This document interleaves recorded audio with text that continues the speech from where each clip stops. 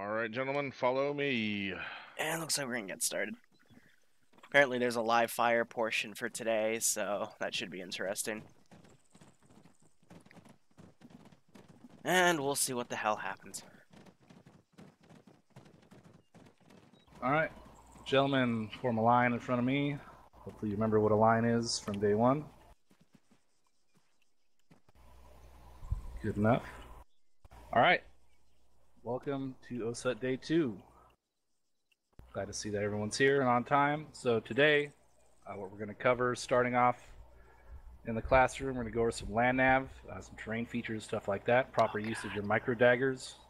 Land nav. In addition, we're going to go over some patrol types and some reports, kind of how we do things in the field around here. After that, we're going to step outside, go over PCCs, stands for pre-combat checks. And then we're going to go out to the field, like over some movement techniques, stuff like that, set up some danger crossings, go over short and long halts. And then we're going to do some fire and maneuver. And we're going to cap the day off with a live fire bounding course. Does anyone have any questions at this time? Yeah, that's where we're gonna get shot. Negative, Sergeant. No, Sergeant. Excellent. No, Sergeant. Alright, so everyone's got their notes ready to go. It's a lot of fucking information today, so make sure you're fucking ready to go. Alright, so before we start, I need 2 volunteers. Step forward. Alright, Private Dogan and Private Porter. You've been voluntold to be team leaders. So Private Dogan, you'll be Alpha. Private Porter, you'll be Bravo. You guys, we're going to go and get our loadouts this time, so go get your team leader loadouts, you two. Private Liru, you're going to be Alpha Automatic Rifleman. Hell yeah! Private Johnson, Alpha Grenadier. And Private Darby, Alpha Rifleman. Of course they give me the auto rifle. And Private Marson, you're going to be Bravo Automatic Rifleman. Private Sierra, Bravo Grenadier. And then I'll get you a Rifleman for later. So, gentlemen, go get your loadouts this time. Over there. And make sure you're condition 4. And we'll go in the classroom. Okay, I'm happy. I got the auto rifle. So Sergeant Steele, when they're ready, just take them in there. Default loadouts, automatic rifleman, load that puppy. Take the box out. Ah, soft packs. Oh my god. I haven't touched a soft pack in forever. Make sure you're condition 4, so safety's on, mags out. I am condition 4, Sergeant.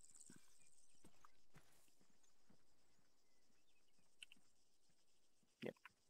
God, soft packs. I normally don't touch them because the weight to ammo ratio is worse than 200 or 100 round just boxes. Ugh. OSUT 1 station unit training. It's what everyone in the 506 has to go through.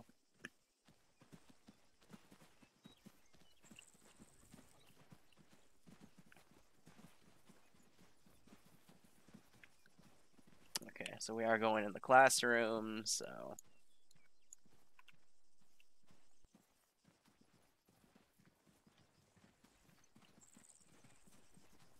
It's another lecture. Get my seat back. This is mine. Let's see. Yeah, soft packets basically. It's these. Personally, I hate soft packs compared to just boxes because the weight is bigger. But it's like a pouch instead of a box. Alright, so we're going to start off with some land navs. Let me get a few things off It's not about what you like. I just like the less weight, you know?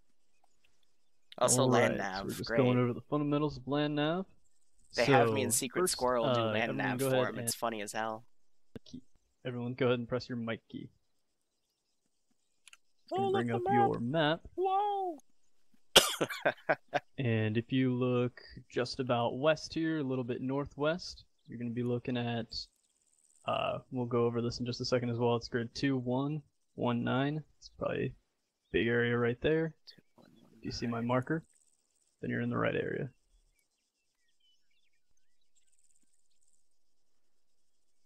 Oh, so we're doing 4 grid refs, so yeah, 2119 is about right there.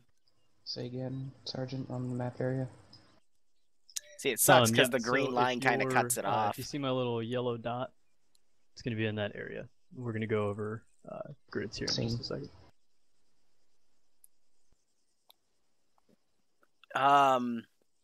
Yeah, hello Nate. I would. What are you into? Literally, I'll give you a clan right on the spot. I know plenty of them. But you got to be very detailed in what you like, and I don't mind helping you out, bro. And again, I have recommendations, but Arma, there's so many different diversified groups out there that even the groups I don't like, I would recommend. So being over in that position, go ahead and press your mic key again. Pop it back out of the map, and we'll take a look at these slides here first. So it's gonna be grid refs. Sergeant, I can barely hear you, by the way. Can you hear me any better? Not currently. How about now? A lot better. All right, I think you're just kind of farther away. All right, cool. So going over reading grid coordinates. So first we have easting, and that's going to be your lines that go from west to east. That's horizontal, like you can see on the slides here. And we also have northing. That's going to go from north to south. Got your vertical lines right next to it.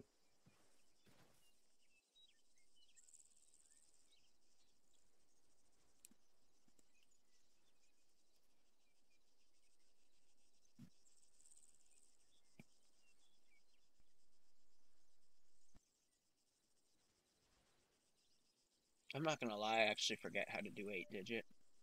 All right, wait one. I completely forgot how to bring up the 8-digit, but whatever. Map, no map. What's a map?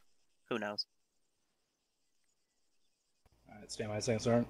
Usually I use a C2 Alright, device. I'm gonna clear this up real quick. This is easily confused with the northing and easting lines. So, the way we read grids is we read the easting lines first, so not to be confused with northing, and it is kind of counterintuitive. So your northing lines are the lines that run horizontally across the map. That's indicating the grid that's north or south. So it's a north or south position. Easting is the vertical lines running top to bottom that indicates the east or west position. So we always read the easting numbers first and then the northing. So if you open your maps real quick and you look at the area, like you guys see my yellow marker right here to the northwest of the base? Yes, Sergeant. So when we're zoomed out all the way here, you get a 4-digit grid. So in this grid, where Hill 74 is, I'd read it 2219. All right, so that's how it's read. So you read your easting, which is 22, to northing 19. And if you zoom in a little more, you'll see it break up even further to 6-digit grids. And that's where I'm going to pass it back to Sergeant to go over more extensively. Thank you. It's basically Sergeant. kilometer block, 100 block, and then you can zoom it in. All right, the 8 so digits or going 10 over red different block. grid types. So as Sergeant McCoy was starting to say there, the 4-digit grid, you're just going to have just those 4 digits. So if you're still looking in your map, that same area, if you're zoomed out enough, you're going to see big blocks, right? So you read that bottom or top, whichever one you're looking at first. You got So it's your 10 easting by line. 10s, and So your if you're single looking in digit. that same area, this whole box right here, that's going to be 2219, just as Sergeant McCoy said. Then if you zoom in, let's just say zoom in kind of close to where that hilltop is, Hill 74. So now if you're looking where my marker is here, you're going to get on the bottom and the sides, you're going to have 3 numbers each. So that's moving into your 6-digit grids. So that's going to be a lot more accurate than the 4-digit. Completely different. Never mind. Since the 4-digit is just going off of a square kilometer, so 1 click by 1 click. So in your 6 digits, if you're zoomed in far enough to see 3 numbers on pretty much each line, you're going to have something like, let's go ahead and take a look at, can you see my yellow marker here? It's kind of in a small area. 94. Yes, sir. Yes, Sergeant. All right, perfect. So that little grid right there is going to be 222194. So you read the horizontal line here first, the easting, 222, and then your northern. I get those mixed up again. So you read that horizontal line on the bottom or the top first, and then that left hand or the right hand side line after that. Left, bottom, right, down the stairs. Sergeant, now I'm confused. Yeah, go ahead if you have any questions. I know I kind of made that a little confusing. So, lines going up and down, that's northing?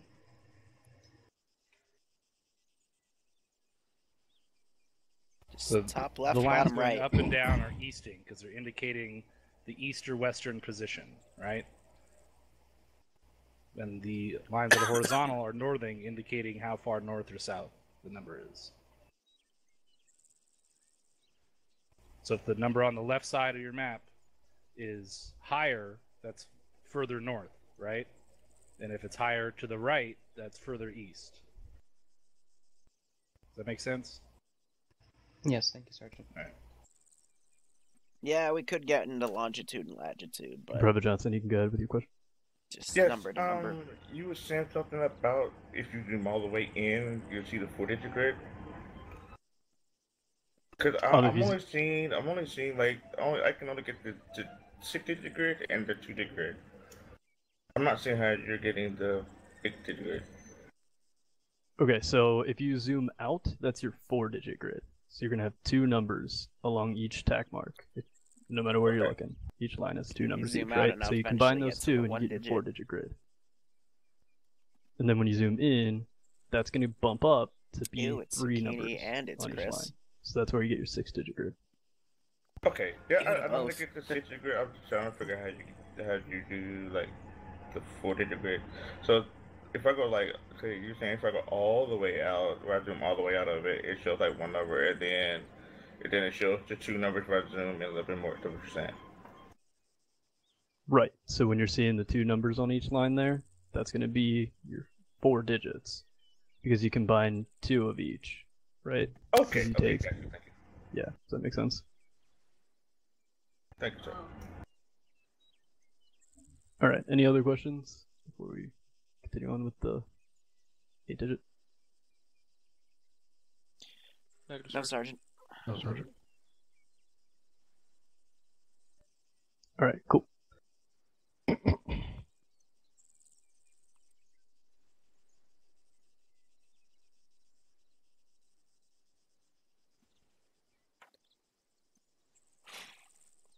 Yeah, I'm still a little bit sick. I'm coming off of a Alright, 48-hour so flu. let me pull my map back up here. Alright, so 8 digits, So I'm we're going to sorry be if in I that cough same and grid sneeze and area, so if you blow guys my see nose. that hill 7-4, that hill 4-8 marker, you should see my little yellow dot. Yes, Sergeant. Alright, cool. So an 8-digit, if we're looking at, let's say this one here, so we got our 6-digit is 221194, right? If you are pretty far zoomed in, it's a little bit easier to kind of imagine this. So along each side there, if you imagine little tick marks along these lines here, Yep, those are your 4 if you digits. imagine that 1 through 10, right? So imagine starting here is about 0, and then you've got like 1, 2, 3, all the way up to the end here. That's going to be Just draw the lines. 4th digit of your first part of your grid, all right? So along here, like I said, we're in 221194. So if we take a spot that's something like right about in the middle, right? Let's just make it easy. Right in the middle there and right in the middle here is just going to be simply 2215 1945. That would be more like Does that make right in the sense as middle. far as 8-digit goes? So imagine little tick marks along those lines. Roger, Sergeant. Yes, Sergeant. Zucchini, you got me sick. I All right, blame you. cool. So then another thing that we will commonly use is the keypad method. So if you're looking in that same grid there, what we're going to do is look at 221194, and then you would say keypad, whichever sort of Actually, no, sector you're in. keypad's the So if you opposite, so imagine it's that 1, square as your 2, numpad, 3, and say 4. we would say like keypad 6 would be like right about here. Because if you look at your number pad, that's right about where your 6 is, if you imagine that as a square. Roger, Sergeant. Yes, Sergeant. And that's just a little bit of a quicker way to pinpoint more of a exact position, but not have to go through an actual 8-digit. I'm going to ask,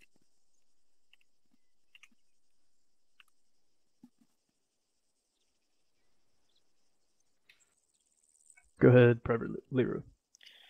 Thank you, Sergeant. I heard you use the terms numpad and keypad, I thought, so may I write in the grid square for clarification? Yeah, you can do that. Yeah, so...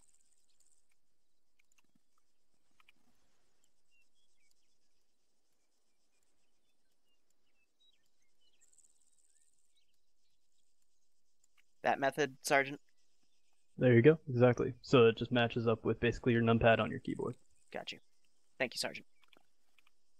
Because I know in the 89th they do the opposite so method. now that we've got that down and we're all pretty much in the same area, where zoom instead out of that just a it's little 1, bit, 2, 3, 4, probably 5, until 6, you've 7, 8, got 9 for whatever reason. I don't know your why they do it 4-digit that way, grids. but So you can see a they pretty call big that area the keypad there. method, and he said keypad and numpad, so I just want to be certain.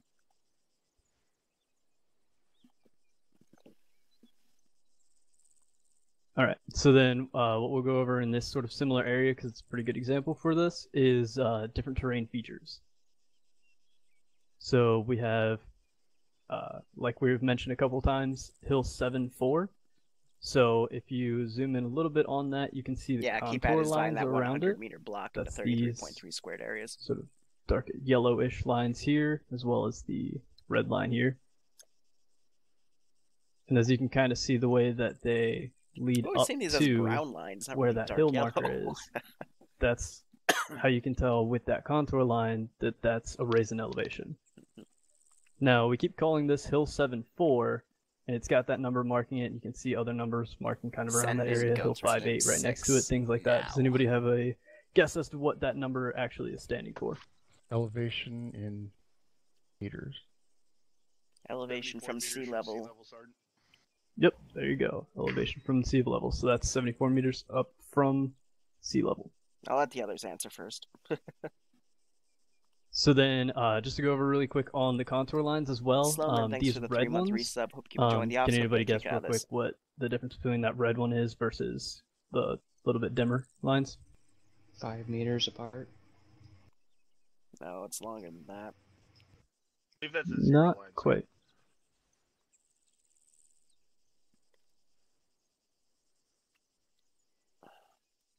All right, well, hold on. I'm going to step in here a second. So this kind of depends. So on a normal map, It's you usually obviously 10 wouldn't have the meters, I thought. luxury of zooming in and out and adjusting your elevation interval. So if you look in the bottom right of your screen on the map, when you zoom in, it'll tell you what each contour line represents in meters. So if you zoom all the way in, you're going to get each contour line represents 1 meter. All right, and at that point, the red contour line will represent a 5 meter elevation difference. But when you zoom out, say to 2 meter difference, then it's going to be a 10 meter elevation difference. All right, so you got to pay attention to how close you are looking at the map to be able to differentiate. But so there is a little bit of a variable there, but always pay attention to that. There you go. All right, thank you, Sergeant.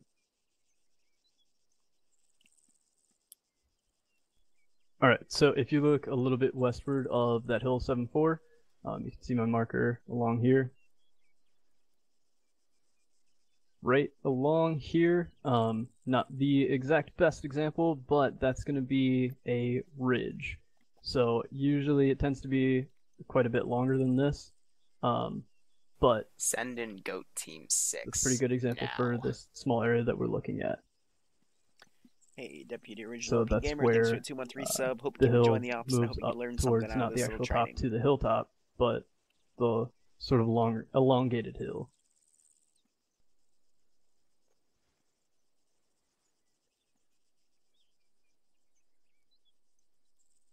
And essentially the collection of hilltops that are in this area here.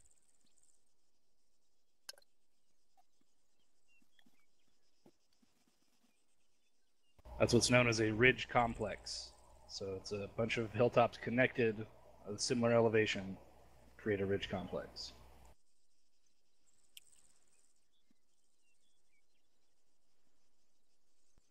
All right, and then keep an eyes to Hill 7-3 here, a little bit west of where we were before. If you look where these two hills are, in between these, but still raised elevation, this is called a saddle. So it's almost like sitting in a, a cowboy saddle that you would have on a horse. This is the part that you would essentially sit in.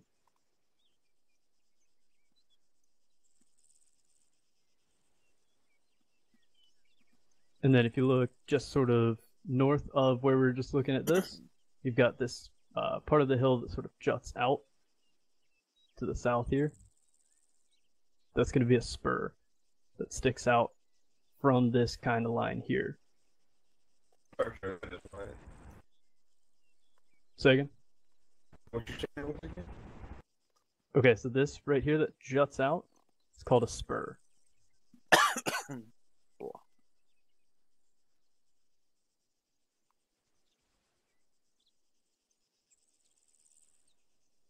Exactly. So you can see how that kind of juts out a little bit to the southwest.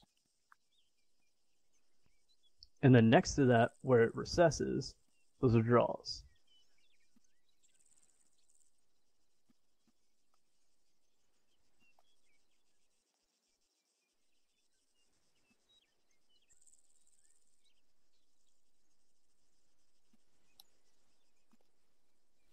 Evening. And then Yeah, one geography example 101. that... Go ahead, Private Porter.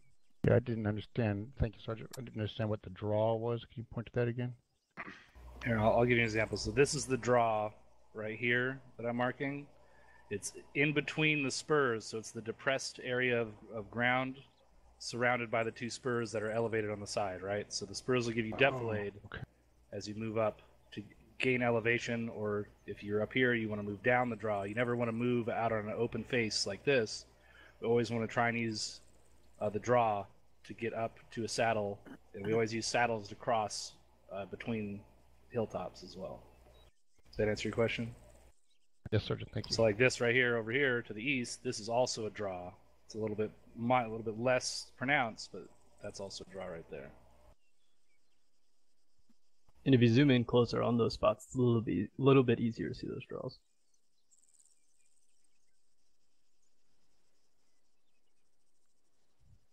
All right, so another one thing that we don't have a great example that I'm seeing around this little small area that we're looking is a bowl, and it's just as it sounds. So it's going to have so if we look kind of to the south of these hills here, it's basically a depression. So if you have a sort of ring around an area that's raised, and then that center is going to be depressed.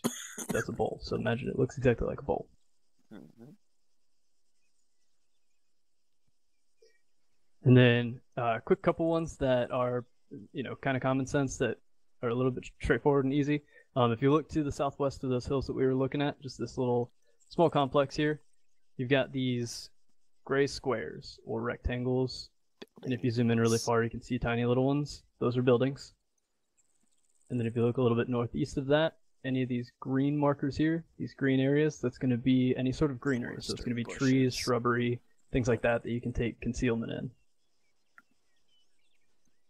As well as if you look back towards to the east where Hill 74 is, you've got a lot of these sort of mountain-looking markers. Those are all rocks. So usually that will be like a good amount of rock cover.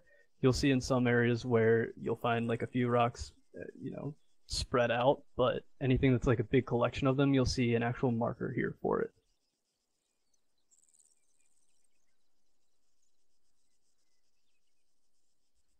And then as far as roads, if you zoom out just a little bit and then look east of that hill 7-4, so we've got a couple of different types of roads here. We've got this sort of lighter, sort of brownish yellow kind of color. That's going to be an ASR. So that's sort of a secondary road that is going to be traveled on. Sometimes it ends up being a dirt road, things like that. Simple thing, ASR, MSR. And then to the east of that, this sort of brighter yellow road is quite different looking than those other ones. That's going to be a main road of travel, an MSR. So that you're going to see those kind of look like highways, things like that. It'll probably have at least 2 lanes on that type of road.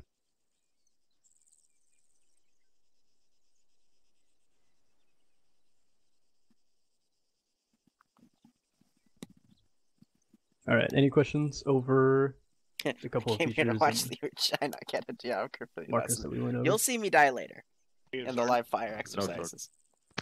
No, sorry. No, sir. No, Sergeant. Oh, I did actually forget one. So if you actually, if you're still in your maps over by that hill 7-4 that we were looking at, just to the west of that, where this road runs through here, that's a valley. So it's going to be in between these two hills. But the difference between that and, say, a saddle is that this doesn't have the same, like a similar elevation to these hills. It drops.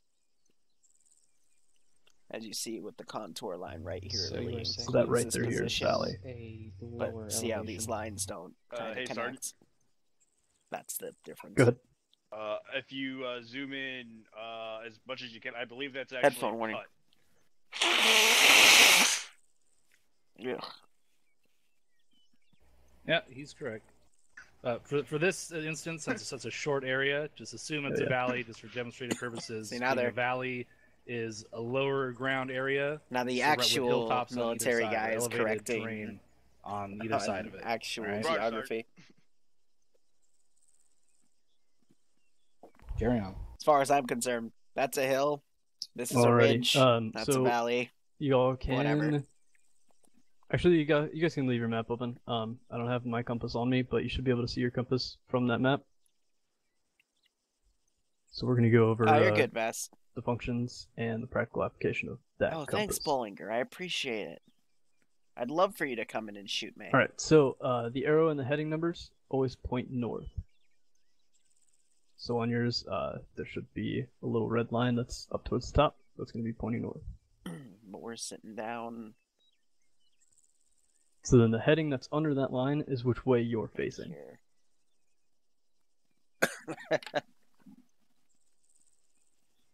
And then if you're out of your map and you hold your kilo button, have your compass open that way, you have a little slit that's at the top.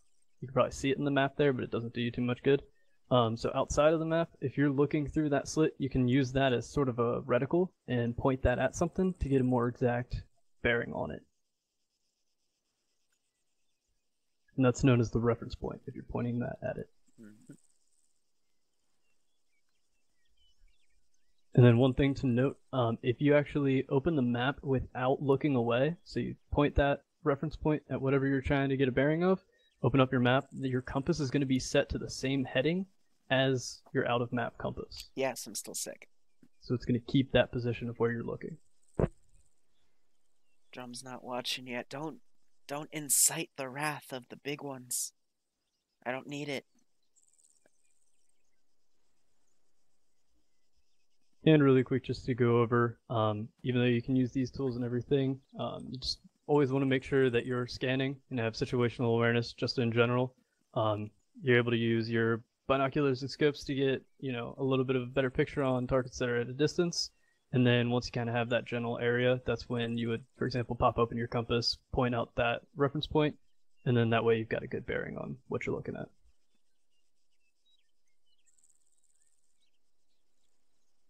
Any questions on anything that was covered there? No, Sergeant. No, sorry. No, Sergeant. No, Sergeant. It was a 48-hour flu, Alright, so I'm let me coming just off get of this. it, Keegan. That's fine. I got a different I've been slide to sick get you for anyway. years. All right. Yeah. Thanks, Sergeant. Thanks, Steph. Okay, so one thing before I move on, something that helped me when I was learning land nav. If you ever forget what any of these terrain features look like, I'm going to teach you something called the fist method real quick. So when you take your hand, ball it up into a fist real quick. Oh, If you look at your PTSD. knuckles, those are hilltops, right? So if you look at your four knuckles right there, that's a ridge complex. In between your knuckles, the depressed space there, that's a saddle. And then if you look down at your fingers, you see in between your fingers, that's the draw. And then on the outsides of that draw, those are the spurs. All right, so that's the easiest way to remember these basic terrain features just by looking at your hand. All right, any questions about that? No, sir.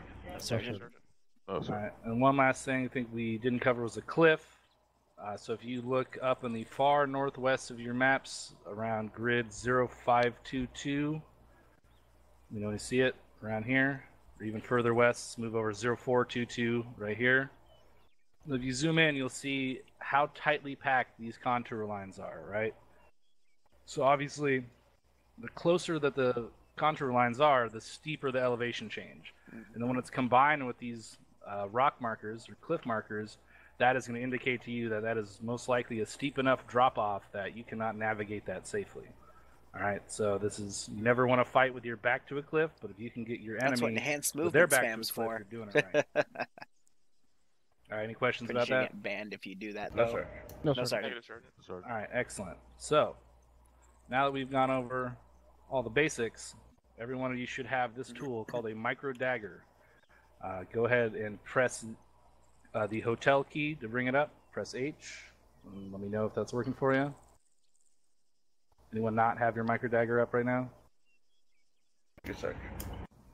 Yes, okay. Assuming you do have it up. All right.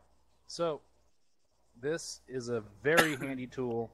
It gives us a lot of the information that we need without looking at the map. However, do not get used to this as a crutch. You know, you still need to know these basic things because there will be times when this will not be accessible to you. We just did an entire FTX cycle before this deployment where we're not allowed to use any GPS navigational tools at all. They also So, cut Shack Tack. love this thing, but don't rely on it. So if you look at the very top center of it, that has the in-game time. That's the time it is currently in the server. All right, so you can use that when you do PCCs. If you know that it's later in the afternoon, you better make sure you got night vision. It's all simulation. What? And then on the bottom center, that is the 6-digit grid you are currently in. All right, so right now, we're in grid 240187. And then if you look at the bottom left, that is the bearing that you are facing, not looking, to be clear. So if you just look around, that's not going to change. But if I rotate my body like this, that's going to change the bearing for me. So keep that in mind, that is the position that your body is facing. And then lastly, on the bottom right, we Vesper, have save me a spot. the cardinal direction of that bearing that you're facing. But I want all of you to take time to remember at least 4 of these cardinal directions. So 000 or 360, that's direct north, 90 to the east, 180 south, and 270, basically 360. So if you can memorize those 90 4, degrees each. then you're going to have a pretty good chance. Someone calls a bearing, even if they're not on your position, you'll be able to figure out what cardinal direction they're referring to, even if your bearing is technically different. All right, so now what I want you to do is hit Control H, bring up the micro dagger in full screen. So you'll see on the bottom right a little gray box. Everyone see that? Roger, sir. Yes, sir. Yes, sir. So now you have a little yellow arrow and a line coming out of your position as well. So you can use that, move around the screen, and if you move it around, you'll see the top number is the grid in which that arrow is. So you can find, if someone references a grid, you can take that arrow, point it over there. It'll show you the grid. It'll tell you in meters the elevation. Squad, bigger squad, maybe. So that's the elevation difference. Also, how far away it is. So below that, motorized, mechanized. Right now I'm looking grid 235186. Fast mover, helicopter, artillery. About, and I honestly don't know. My marker's about 0.50 kilometers away. Does anyone know how many meters that is? 500 meters. There you go, 500 meters. Remember the metric system. So 1 kilometer is 1,000 meters, and then you go down in tenths. So 0.05 meters is 50 meters. All right. And also, it'll give you the bearing you need to head to get to that position in addition to that cardinal direction. All right. Any questions about the basic functionalities of the micro dagger? Negative, sir. Yes, sir. Negative, Sergeant. All right. So now we also use Blue Force trackers and Blue Force tracker markers, otherwise known as BTMs. So I'm going to go over some of the more common ones with you right now. So if you look to the left, and starting in grid 232186, you guys should see a bunch of OP4 markers placed down. You guys see those? Yes, Sergeant. Roger, Sergeant. All right, so we're going to start at the top left. So each one of these symbols means a different thing. So the number to the right of it is the time that it was placed. So I placed these markers at 0733 hours. And you can see that they all have the same time marker. So that's only one way to distinguish the difference between 2 of them. So say you have 2 infantry markers placed at the same time, you want to make sure that you can call out, in addition, what grid it's in to clarify, so there's less confusion. So just starting at the top left here, the diamond with the horizontal line in it, that is a single shooter, the single rifleman marker. All right. Just below that is a squad of infantry. So you can notice it's an X with a single dot above it. Just below that is a platoon. So it's the same marker, but the dots above it indicate the size of the force. All right, so there are varying, various different sizes of forces. So just know that the squad is 1, there's a patrol is 2, and a platoon is 3. So just know this X is a group of infantry, where the vertical line is a single shooter. Yeah, exactly. Below that, we have motorized Classes. infantry. Get So everyone that on is the the same X page. with a vertical line through it. So this is like BTRs, the infantry supported by mechanized vehicles. Excuse me, Mm-hmm. disregard that. Not mechanized, motorized vehicles. Motorized cars. So that would be, like I said, BTRs, maybe troop transports or Urals, APCs, stuff like that. essentially. Wheeled, Below that, mechanized, we is more have- BMPs. this is mechanized infantry. So this is, Tracked you see the vehicles. kind of oval in the middle, kind of looks like tank treads. So this is infantry supported by mechanized forces. So That's that the would be like difference usually. BMPs, the tracked vehicles, heavier armor. Also BTRs can be included in this as well. But that's the big difference between motorized and mechanized. All right. Mechanized would only And be a next below BTR that, we 80A, have in armor. my opinion. This is but usually basically that stays this motorized. will mark MBTs or main battle tanks. You see this marker, you need to stay the fuck away from it.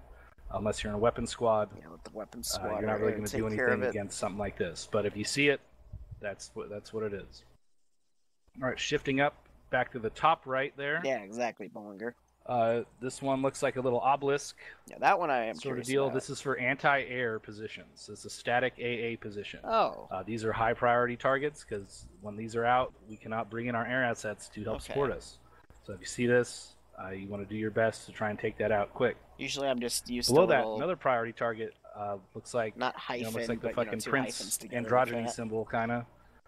It It's a is. mortar. This is mortars. This is a enemy mortar position. So it's indirect fire from the enemy. Definitely a big problem for us. So we need to also be prioritizing this. And the last two we got, the first one is enemy helicopters. So you see the little hourglass, kind of supposed to represent the rotors of a helicopter. If you see this, I mean, there's not anything you can do about it. Just get low. Don't let it see you. If you know there's a helicopter in the AO, just stay out of its sight. You has to learn And how to shoot lastly, it below down. that, the little kind of figure 8. This is supposed to represent a propeller. So this would be, enemy fixed wing aircraft. Usually fast movers, we don't deal with these a whole lot. But again, same thing. The helicopters, we're not going to fuck with these as infantry. So don't let them see you, such and such. Any questions about any of the tracker markers you went over? No, Sergeant. No, Sergeant. Excellent. All right. So, what we'll talk about real quick right now, before we step out of the classroom, is patrols. So, what we do every time we go out on a mission or leave the wire, it's a patrol. That's what it's called. And there are 5 basic principles of a patrol. First, we have planning. There's many phases of this as well, but the essence is that we always go in with a plan. But obviously, you got to remember that plan is going to change upon contact. There's the adage that even the best laid plan does not survive first contact. That is absolutely true. But we always plan as much as we can for any contingency, just so everyone goes in knowing what is going to happen, knows what to do, they know the mission, etc. Next, we have recon. There's always some form of reconnaissance. We are not a recon element, but that doesn't mean that we don't do any form of reconnaissance. So it's using your eyes to scout out a position, your binoculars giving up spot reports, that's reconnaissance. So we can use our eyes, satellites, radio reconnaissance, or even just looking at the map and planning a route with some of the fundamentals you just learned. That's also reconnaissance. Next, security. So 360 security is always to be maintained, pretty straightforward. Following that, we have control. So all elements up and down the chain need to be in control of their subordinate elements, need to be in control of themselves, so in control of your weapon systems. So always be in control. All these are building on each other. Last Wednesday. So you plan to be in control, you plan your reconnaissance, plan your security, and lastly, common sense. The use of common sense should be common sense. It isn't. No, it isn't. There are other types of reconnaissance patrols. I'm not really going to go into those. No such thing as common sense in Arma 3. We don't do reconnaissance here, but we do a lot of combat patrols. That's basically all we do here. And there's 3 types of combat patrols. The first, we have an attack. An attack is a patrol to attack and occupy and hold a position. So we're going to assault a town, and we're going to occupy and hold that position. So we're taking ground and holding it. Next, we have a raid. A raid is an attack with a planned withdrawal. So we're going to go in, hit key objectives, And then do what we got to do, and then we're going to pull out. So the plan initially is to extract. We're not holding that ground. And lastly, an ambush. Everyone knows what an ambush is. It's a surprise attack, sometimes with a planned withdrawal. Other times we'll use that initiative to push on an objective. It's generally done along roads or trails against a larger enemy force, because that element of surprise that you gain from an ambush acts as a pretty substantial force multiplier. So we're going to cover a couple other firearm maneuver things. So when we go out, there's usually 3 elements to every patrol. We have the assault, support, and security elements. So the assaulting element generally provides the rear security during the movement phase, and they act as the maneuver element once we come into contact. So they start in the back of the platoon, and once contact is made, Yes, I still run. the support element help is run usually up TSB. front and will provide a base of fire That's for never the going to attack. change. And they allow the assault element to maneuver around and assault the objective. And lastly, security. So Just obviously, the ruling security on what is going TSB to was according to the 506 establish chain, so I can security join and here now. cordon off Yay. objectives. Use the first sergeant's example of assaulting a castle. So everyone kind of knows what a castle is. You know, slightly elevated Just write down what he says. structure in the middle of a clearing, right? Roger, Sergeant. Yes, Sergeant. Yes, Sergeant. All right. So what'll happen is the support element's going to push up. They're going to form a skirmish line, and they're going to begin to engage the target, providing a suppressive base of fire, while the assault element will push out from behind and flank the objective, or they're going to find a route how they're going to get there. Security is going to push up with the support and provide security for the supporting element. Once the assault team reaches the objective and they begin to breach the walls, now the support element is no longer effective, right? They can't support what they can't see because these guys are now pushing in. So they're going to pick up with the security element, and they're going to push up to the objective and form what's called a cordon. All right, so as the maneuver element is securing the compound, the support and security are going to form a cordon around the outsides of the objectives, preventing anyone from going in or out. So if motherfuckers try to run, we're going to catch them at the entrance. People try to get in, they're going to get squashed because we've got it locked down. All right, that's a basic assault on a fixed position using these 3 elements. Is that making sense to everybody? Yes, Yes, Sergeant. Yes, Sergeant. Excellent. All right. So, lastly here, I'm going to go into a couple of different reports that we do. So first we have spot reports. Spot reports is just giving up information of something that you've seen. So a spot report can be, Next I've page. seen an enemy, I see an enemy infantry squad at this bearing, this direction. So you still give the same information you give in a contact report, but you need to make sure you differentiate between a spot and a contact report. A contact report means I am being engaged or actively engaged by an enemy combatant that poses an immediate threat. A contact can also be when engagement is imminent. So if you see an enemy squad 50 meters away from you, and they don't see you yet, but they are about to see you, and there's about to be a gunfight, that is also considered contact. All right, but do not get that confused, because if you call up a contact report, or you say, I have contact here at this direction, description and bearing, that's going to send a lot of mixed messages. So if I don't hear gunshots and I hear someone call up a contact report, I get really worried. Either my guys just got overwhelmed so quick I didn't even hear a fucking gunfight, and it just leaves me in the dark. I have no fucking idea what's going on. So make sure that you're using these terms appropriately. So a spot report can also include movement.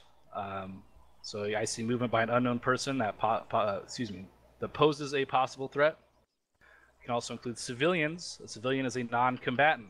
There's no such thing as a civilian contact. They're either a civilian or they're a contact. It's very important to understand that. So if you see a civilian and they pick up a weapon system and aim it at friendly forces, they're no longer a civilian. That is an enemy combatant. Drop the motherfucker. All right, is everyone understanding the difference there? Yes, Sergeant. Yes, Sergeant. Excellent. And lastly, you can call it You can call up friendly units that you see too, just to make sure that people are getting a positive ID on targets that they're engaging. So the last one we want is fratricide. All right, next we have ACE reports. ACE reports stands for ammo or ammunition, casualties, and equipment. We try and keep it pretty simple. So after an engagement, when everyone's pulling security, team leads and squad leads usually try and request an ACE report, just so they can get a handle on how much ammunition they've expended in that firefight to kind of determine our overall combat effectiveness. So everyone's going to check their ammo. We use a color system. So green would be 75% to 100 from what you started with. Yellow would be below 75 to 50, orange below that, and then red is less than 25%. Black means you're entirely out of a certain thing. So if you're black on ammo, that means you have none. If you have one green, magazine left, you're not black. You are yellow, red. Right? Black. So make sure that everyone understands We that do black use that means system that you're in out TSP. of something. Equipment kind of also covers anti-tank equipment, so your AT4s or your LAWs, or any sort of specialty equipment that you have, including smokes. Casualties, you just kind of give a brief medical update. I got one guy that needs some pain management, stuff like that. And at that point, the ACE report's sent up to platoon and up to company so that we can get a good idea of how long we can stay out in the field without having to get a resupply or withdrawal. Last couple things that are very important. So the idea of echoing orders. That's a pretty self-explanatory concept. So you literally are saying again the orders out loud that were passed down the line. So if someone says, Alpha team bound up ops all the time to that next cover, Alpha team's Neil Roger bounding. That's it. Also, that's another way of verbalizing your action. So when you're doing something, so the order's given to say peel. The person that gets up to start peeling, they're going to say peeling left, so that everyone around them knows what's going on. So these are two ways to keep not only your situational awareness up, but those around you as well. Yeah, the Air Force. All right, any questions about what we covered or anything? No, Sergeant. No, Sergeant. Excellent. All right, Sergeant Steele, take them out, get their PCCs going. All right, so now you're going to go do pre-combat checks, follow Sergeant Steele out to the staging area just by the arsenal. All right, follow me.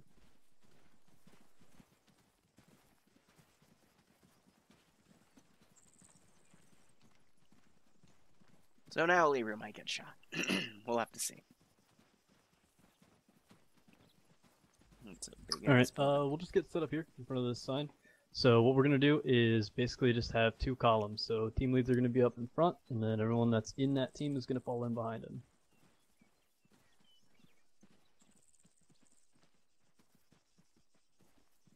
Bravo team right here. All right, face up. Yeah, face up towards me. Turn around, face the sign. Team leads in front. Alpha here. Bravo here. Behind them. Private Porter, put your helmet on. Yep, everyone put your helmet back on. Yeah, we are outside. Put your helmets on. All right, behind the team leads, I want their respective automatic riflemen. Make a hole. Private Johnson, make a hole. There you go. All right, behind them, I want the respective grenadier. Riflemen's are in the back. All right, so now what I'm going to do, take a knee. Once that's figured out, tighten this formation up, shoulder to shoulder, nut to butt. There you go. Yep, get in there. Love each other. There you go. All right. Private Johnson, get your helmet. Yeah, put your helmet on, Private Johnson. Let's go. Oh, I have two riflemen here. Yeah, I was about to mention. Okay, I can grab a grenadier if you need. Yeah, go get a grenadier loadout.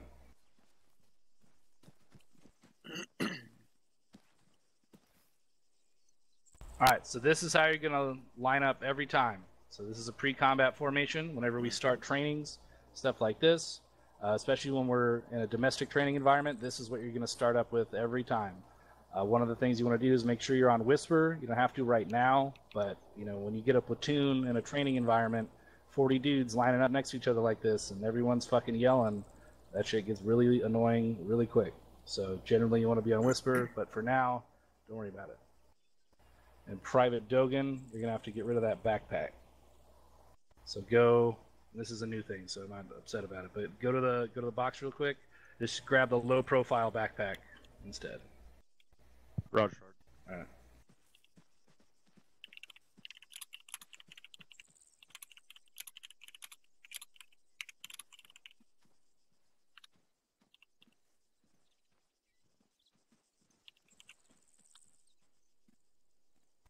Private Liru. Porter has a queue. He just put it in group chat instead of side. All right, Roger. Thank you. Private Porter, question. Yeah, I think you may have just answered that. I noticed my loadout was different than Dogan's and wasn't sure who was. Okay, yeah, just go ahead and grab the low profile backpack for now, or the hydration. Actually, that's not a big deal. I just grabbed the team lead. Infantry. All right, Johnson, you got to go switch that backpack too. So infantrymen that are not in a weapon squad are not authorized to carry the Eagle backpack anymore. All right, so just keep that in mind. Only weapons team members are allowed to carry the larger backpacks. This is a new SOP, so I'm not going to grill you guys on it right now. But just make sure we're doing it right moving forward. But I mean, we're grabbing kits that are pre-made, so whatever.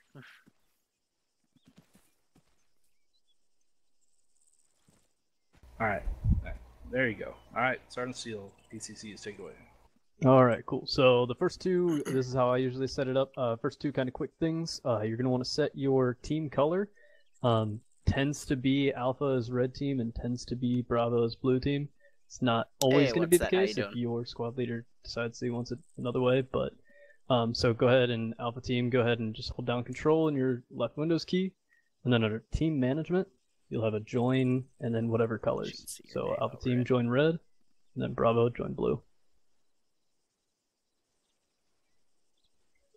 So like I said, that's usually the first kind of quick thing. And then next, you're going to go back into hold control, go into your Windows key again, and then up at the top, under equipment, you're going to have your earplugs in. Go ahead and set that as well.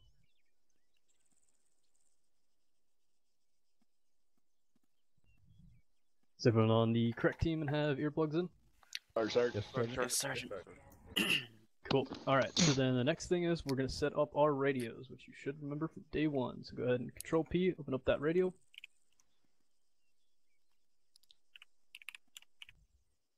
So then if you remember, we're going to click clear the CLR button, make sure you're on channel 1, and then you're going to type in the frequency that you are going to be assigned to. So this is going to be a little bit different from day 1. So Alpha team, you're going to be 100.1, just like day 1. But Bravo team, you're going to be 100.2. And then hit that enter key, the set frequency right below your clear, and let me know once you guys all have Charlie 1 and then whatever frequency your team is on.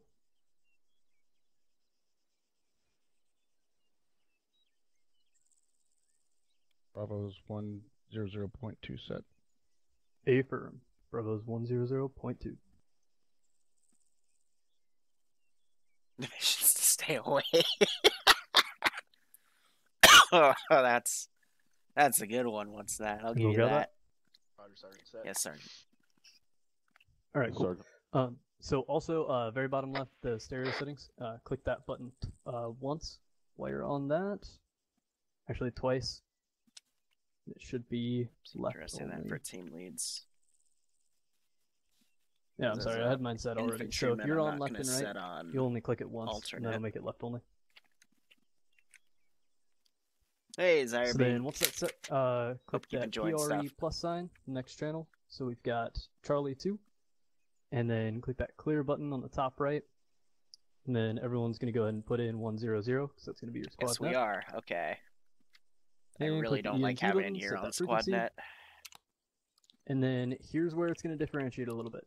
So if you're a team leader, I want you to press that left arrow, that additional channel.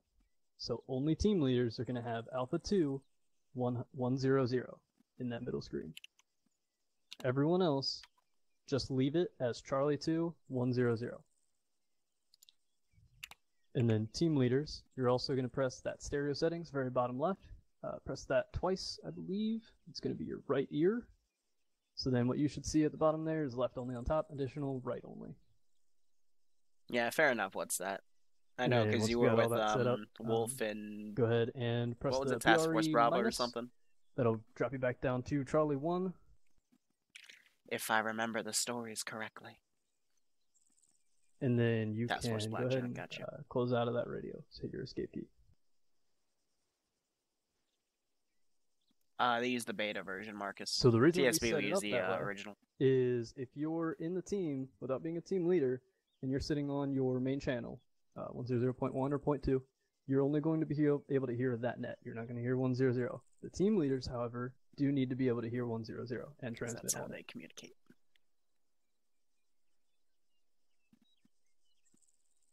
Then once you all have that all set up and ready to go, we're going to Yes, go ahead it's and training. do radio checks as well. So go ahead and start taking it off and doing your radio checks.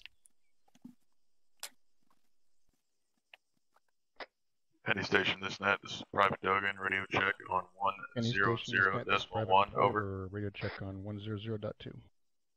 Alright, hold up. Remember what we said on day one about calling stations. So Private Dogan and Private Porter. Private Dogan, you are Alpha. That is your name on the radio. Private Porter, you are Bravo. I use your names, only Alpha and Bravo. Same goes for everyone else. When you're referring to them, refer to them by their calling station only. Roger that, Sergeant. Alright. Roger, Sergeant. Any And go station again. this net, this is Bravo, radio check on 100.2, over.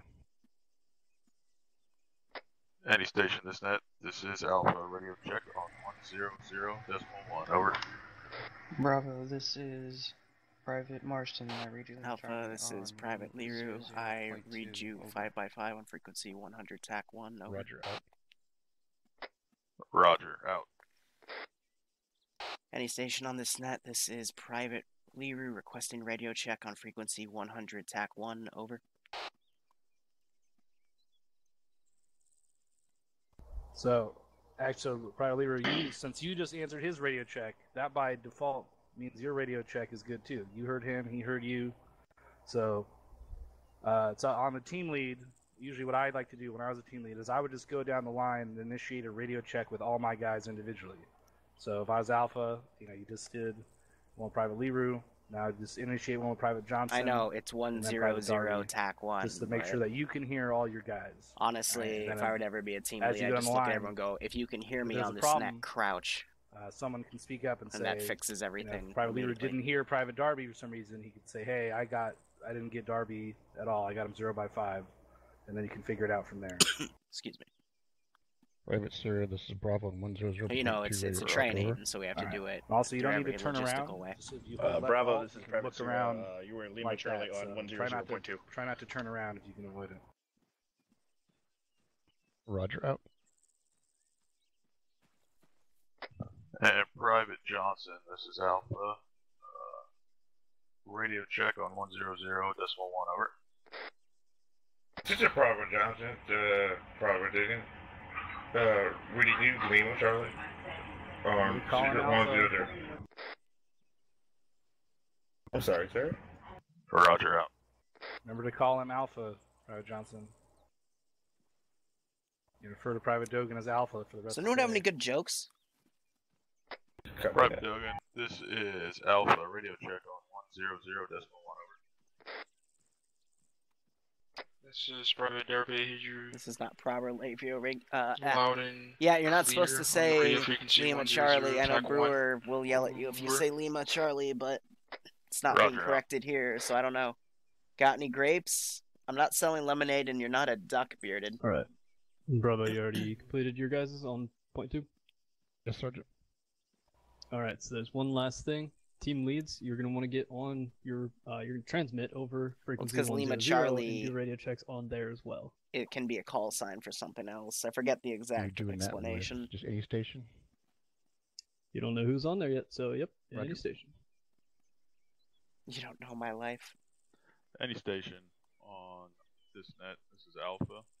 Radio check on 100, over. No, I know Lima Charlie means loud Alpha and is clear. actual Lima Lima loud, Charlie clear. 100, over. Never mind. Roger, out. Go find Brewer and he can explain it to you. AKA the Actual, first this is sergeant. Bravo, radio check on 100, over. Bro, this is actual Lima Charlie on 100, over. Roger, out. Yeah, Baker. Alright. We should used be it ready to go. for Alright, a you go Titan. over basic equipment to check for, and 2IC assignments, battle buddies? I did forget. So 2ICs. Never and mind. battle I'm an buddies, idiot then. You need to set Ignore those me. up. So team leads are going to pick those. Basically, your 2IC is who's going to step up for you if you go down. So that's also another reason why I was having you guys still It's usually set the that auto radio rifleman. channel, that second one to 100. It's going to be a lot quicker to just switch over your numpad over to your second channel, right? And then start transmitting on 100, rather than trying to open up your radio in the middle of a firefight and try to set that. So, team leaders, go ahead and pick your 2ICs.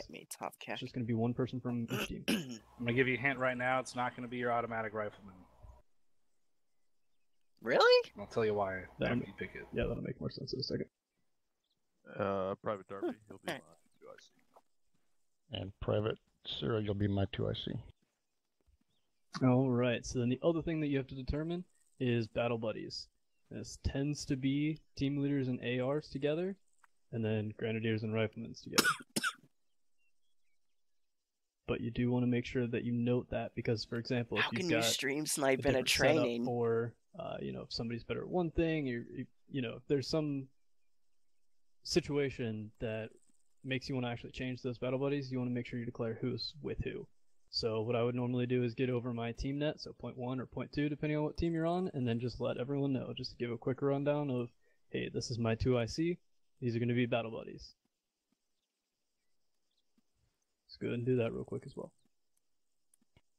Okay, so my 2IC in Bravo is going to be Private Sarah. Battle buddies are Sarah Hawkins and Porter Marston. My 2IC for Alpha is going to be Private Darby. My battle buddy will be Private Liru, and Private Johnson and Private Darby will be battle buddies. Over.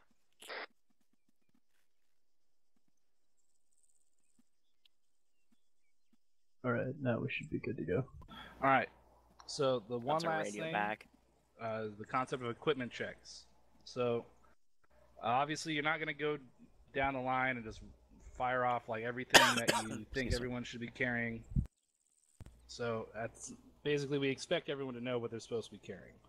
So when you just want to check equipment, you'd say, hey, Alpha, make sure you check your equipment. They got everything you need. Does everyone have an extra 200 or 100 round belt for the AR? Just fire off a couple things, but you don't need to be super detailed about it. Again, we talked about the time of day. Make sure that you guys have night vision if it's getting late in the afternoon. We're actually going to go over an acronym with you guys right now that's going to help you with any decision making going forward. So this acronym is METTC, METT-TC. All right. So M stands for mission. What is the mission? What's our objective? What are we here to do? E stands for enemy. Who are we fighting? What kind of capabilities do they have? What kind of training do they have? Are they just like an insurgent force, or are they a standing military? The first T stands for terrain. What kind of terrain are we going to be going over? How long is it going to take us to get somewhere? Is this route acceptable based on the terrain? The next T is time. I was just talking about. So time of day. Not only time of day, how long do we have to accomplish said mission? Is it going to take us 30 minutes? Take us an hour? Multiple hours? Stuff like that. And then the next, after the hyphen, the first T is troops available. How many troops do we have available? Do we have reserves? Do we have possible reinforcements? Are you short a guy in your fire team? Are you just down to a 3-man team? Stuff like that. All right, and the last one is C, civilian considerations. So, are we going into a town that is going to be occupied with civilians? Are the civilians in the AO? Have they been evacuated because we're in a war zone? But at the same time, do we want to be using HE in that town to preserve civilian property? All right, so does anyone need me to say any of those again? No, Sergeant. No, Sergeant. All right, so you're going to hear this a lot when you ask a question and someone says, well, that's MET-TC dependent. That's what they're talking about. All right, so it's a combination of all those factors that will lead you to the answer to your question. All right, that's good. And they did, team leads did radio check with you, Sergeant Steele, on SquadNet? Yeah. All right, good shit. All right, Specialist Perrin. Yes, Sergeant. All right, take him out to the movement course. All right, gentlemen, we're going to take the blue flag to the movement course.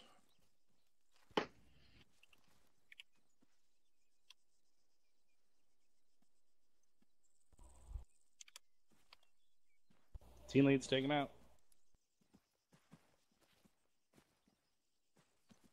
I'll be with you shortly. I got sick of waiting. I'm sorry. Copy. All right, let's rally up on the other side of the tent. Basically, how to set up proper security. One fire team sets, safe to cross, and then the other team crosses, and yada-da. All right, what we're going to talk about here is movement. Moving from one point to another. And movement is where you use your formations. When you're under fire, it is no longer movement. It will be maneuvering. Well, right now, we're going to cover movement. What you see in front of you right now is a danger crossing. This is one fire team setting up a danger crossing for the rest of the squad.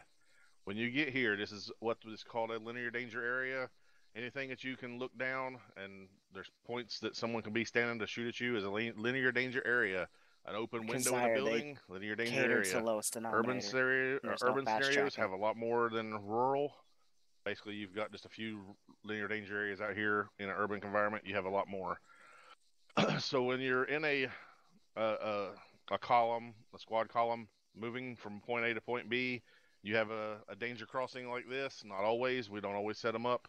But if there's a chance that we could get engaged, we're going to set up a linear danger crossing or a security danger crossing.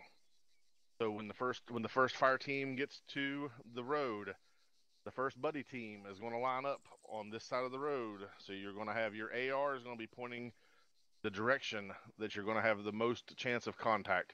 So if there's a town to our east, we expect it to be occupied, then you're going to put your AR on the east. His battle buddy, who is the squad lead, will cover the west. They're going to lay down on either side of the road covering. Or team lead, sorry, not squad lead. Once they lay down, the second fire team is going to cross the road. When they cross the road, they're going to continue a little pace past the edge of the road, clearing out any danger areas that there could be somebody. So if you look on the other side of the road there, you've got a rock wall. There could be somebody laying behind that. So they're going to push out a little bit, clear that rock wall. If everything's good, they're going to fall back to the road, and they're going to lay up on the opposite side.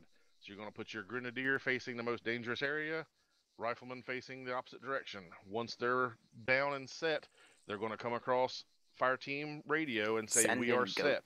Danger crossing is set. Now. Fire team leader will then call up on SquadNet. Actual danger crossing is set. Clear to move.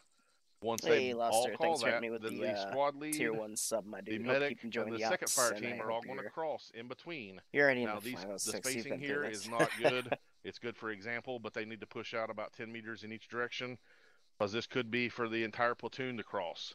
So you don't want the fire team or the squads to have to come in off of their wedges or whatever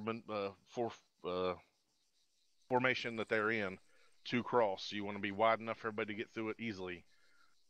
But since it's just sort of for a squad today, once the squad lead and the medic run through, the second fire team is going to come through. The last man that crosses in the second fire team, when he gets to this point, he is going to yell, I would lost her, but man, I'm going to letting the be doing some near Warcraft side to after you, this. The far side from them know that they are now the last guys on this side of the road.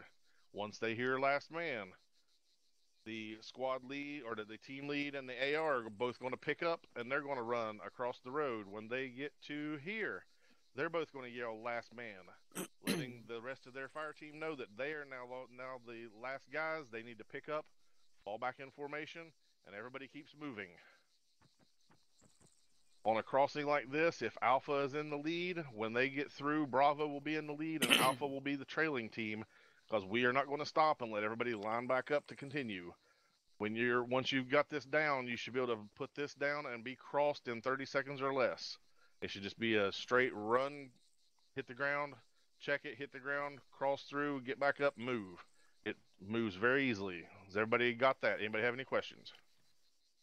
No, sir. No question, specialist. Negative specialist. All right, I'm going to jump in real quick too, just to emphasize what the specialist was talking about. That fluidity of I'm movement. looking to try and get So, the Havoc 2-3 after all this. A lot of though. times, They've got you the know, best you'll hear schedule. someone say, "Stay hydrated."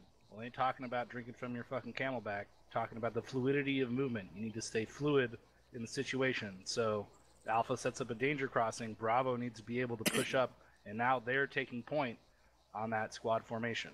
All right, so there should be no confusion about this. This stuff needs to get done quick. A danger crossing. Zaire, you're just kind of can feeding be set them. up in less than 30 seconds with a well-coordinated. You got to be team. careful because they're the mods, and they Right kind of down. get a kick out of Thank you, Sergeant. fanboys. All right, if there's no questions, we're going to move past this. Follow me. Just relax. Everyone chill. We're all here to sit through an OSUT class together and laugh that I pronounce it suit instead of sut because I embrace my inner Canadian. Halt right here. Okay, in movement. If we're catching up to the other Send in goat team the other 6 squad in front now. of us, then your squad lead is going to call for a short halt, which means you stay in formation. You don't leave formation. You just take a knee. Thanks for the 2-1-3 sub. This Hope could you've be enjoyed for the ups, and I hope you're getting 10 a kick out of seconds. this This little could be training. for 30 seconds, but this is just to let So I assume that white whatever flag go back there is on a needs to teleporter. go on. If they need to hold here so the squad in front can get a little bit more spaced out, then that's what we're doing. The only time you're going to move from formation in a short halt is, okay, there's a rock wall right behind you. So if the two riflemen want to fall back just a little bit so they can cover the 6 and have that rock wall for cover, that's perfectly fine. For the most part, everything else out here is barren. There's nothing to hide behind. There's nothing to get behind. So just stay in your formation. Just drop to a knee and hold it. Everybody tracking on what I'm saying? Roger. Yes, specialist. All right, now we're going to move on up here.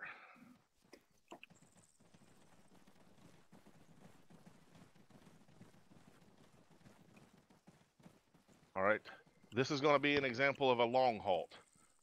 You're never going to see this. One, they're spaced too close together, and two, it's way too neat. It's going to be a lot more sloppy in the field. But when you get up to here, your squad lead calls for a long halt. Your battle buddies are going to split off. So the first fire team are the farthest 2 guys on either side from us. So say your fire team leader and your AR are going to set up over in here, covering the north and west. The rest of their squad, riflemen and grenadier, are going to set up over there, also covering north but covering east. Then the medic and the squad lead are going to be in the middle somewhere. The 2 guys directly to my east and west are the trailing fire team. Their battle buddies are going to be set up covering west and south and east and south. So this way you have crossing lanes of fire, because when you're sitting there covering, you're not going to be staring in one spot. You're going to be fanning 45 degrees either direction, covering, making sure you're seeing everything. Well, if I'm doing this and the guy beside me is doing this, then we got interlapping lanes of fire. So no matter what side we get hit from, you've got at least 2 guns on target at any time. Everybody tracking that? Yes, specialist. When they call for a long halt, it might be dig in. So get your entrenching tool out, put a barrier up. If you got a rock wall, get to it. You're not going to be a little circle. You could have a fire team over on that set of rocks over there on that rock wall watching the ass, just so they have cover. So it can spread out. You don't want to spread out terribly just during a long halt, but 40, 50 meters, that's perfectly fine. So that's going to cover our short halt, long halts. Sergeant, am I missing anything that you need me to continue before movement? No, you're doing pretty good. So the only thing I'm going to add is that, yeah, we rarely use the long halt because as light infantry, it behooves us to continue our push as soon as possible. That's part of violence of action. Controlling the tempo is how we fucking win. So we use we use short halts a lot. So that means that we're stopping, for up to 2 minutes at the tops, I'd say. No more than 2 minutes. But the intent is to continue moving as soon as possible. A long halt is if we intend on staying in that place for more than 5 minutes, which is rare, all right, unless we're actually digging in, but at that point, we're setting up defensive perimeters, usually in a town or area that we've secured already. Something I do want to add, in a long halt, you always want to try and make sure you have an AR facing to the front, so in this case, the 12 o'clock and the 6 o'clock. This way, you have an AR on each side able to effectively cover 180 degrees of fire each, if needed. That's all I got. Copy that. All right. So at this point, we're going to go through the movement course. What I want you guys to do, open up your maps or micro daggers. I want you to find where we are. We are currently in grid 277204. Everyone tracking? Tracking, Sergeant. Tracking. All right, so I want you to look out to the northeast. You'll see the start point marker. You'll also see a little checkered flag out in front of us. So you'll see here this green line. This is called a phase line.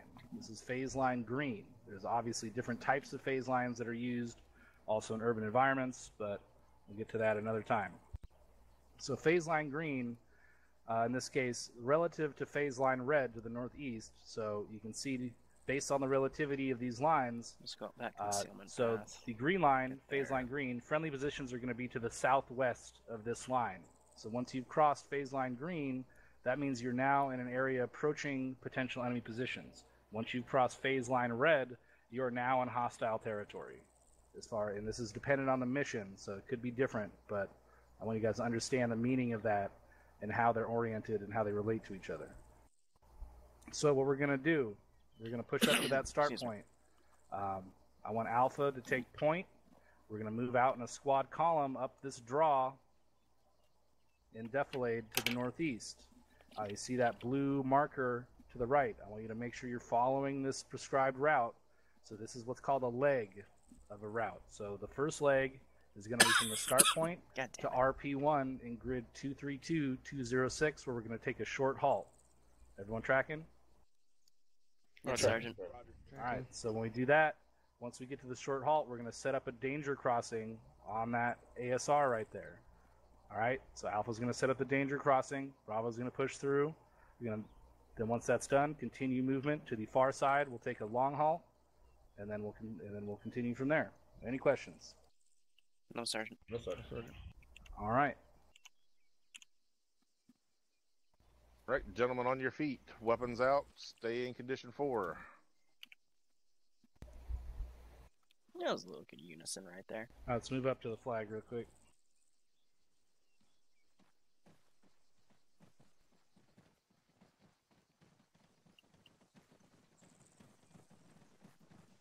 Ooh, brisket I with take mashed this time, potatoes. go ahead That and get in sounds your good. squad column. Alpha on point and a wedge.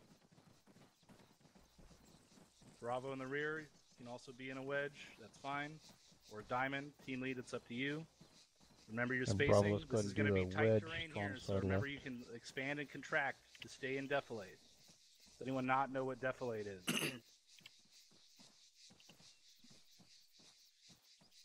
All right. All right, I'm going to talk to you on SquadNet, team leaders, and give you some orders. Just call me actual as my calling station. All right, here we go. Alpha and Bravo, this is actual. I need you to move out in a squad column at a bearing of 055 along prescribed route. Over. Actual south, moving 055. Good readback. Oscar Mike. Actual Bravo copy 055. Roger, good readback. This is the part where you go. Bravo, we're moving out 055. I want you guys to move in traveling overwatch, so 50 meters between teams. Squad leads, make sure you're relaying all this information to your team members. Correct, team leaders. Alpha, stay in the draw. You're exposing yourself. Yeah, we're moving as traveling overwatch 50 meters between Alpha and Bravo. It's the plan. Yeah, get back down in this ditch. Bravo, you I'm all just copy? following See him how in you're all formation. exposed out here to the right? You have no defilade here. So keep moving in the ditch. This is how you're going to stay in cover and concealment. That's right, the formations don't need to be pretty. Just keep moving.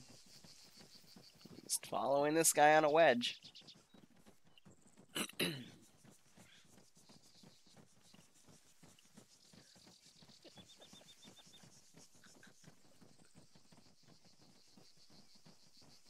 specialist behind us is laughing. Make sure you don't get too clustered up. Look around you if you're right next to somebody. You're going to be susceptible to HE.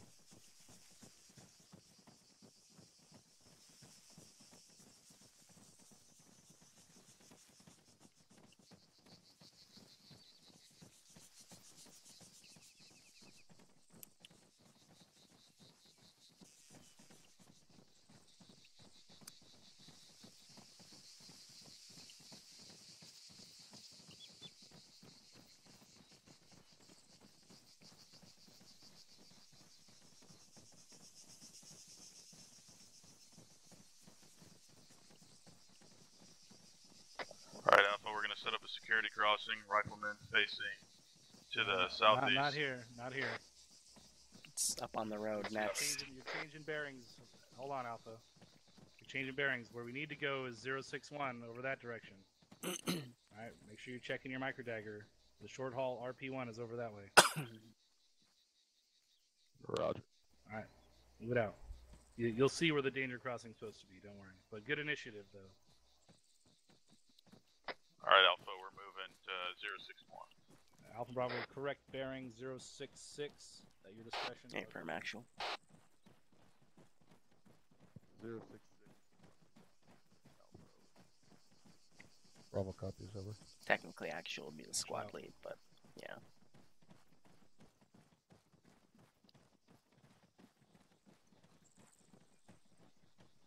Well, Pony, it's always good to brush up on your skills.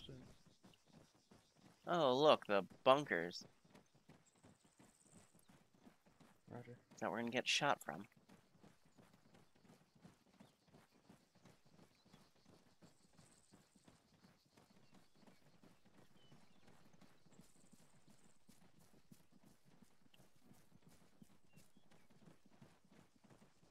Alright, Alpha and Bravo, short halt. Alright, you see there's cover right here. Move to cover. If there's cover in front of you, move to it. Don't just sit there. Bravo, if you see cover, move to it. Alright. Alpha, we're doing a short halt. Move to cover if you can. Over. Alright, Alpha, got an LDA in front. I want you to set up a danger crossing. Do it time now. Danger crossing of the road. Alpha. Copy on the danger crossing. Alright, Alpha, we're gonna set a danger Okay, you're crossing. also setting up a danger crossing, and once they're set, prepare to move out and cross. Rifleman, Private Liru, I want you to face east. Good job letting your team know what's going on. Copy. Keep that up. Affirm, boss. Hold on. Johnson, stop. You gotta wait till they tell you that they're set before you cross. Don't just run out This is there. Liru's set. Alright? Roger, Private Liru. And Johnson and Darby, you're clear to move over to the next side. Once we cross, there's hard Copy. on the far side. Where's the red dot in the scope for the top? Set. It's more of a Alright. ranging sight. Pause for a second. Doctor set. Alright, okay, so you guys on the far side forgot to push out a little your bit battle and buddy check will be in last front of you man, so make that call. before you came back to the road. Alright? You copy that, Darby? Roger.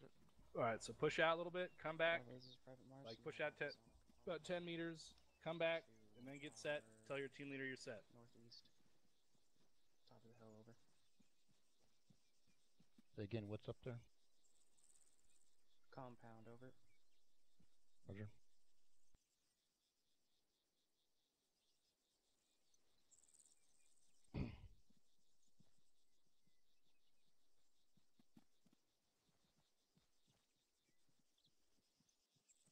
Now, Set. Bravo's gonna cross.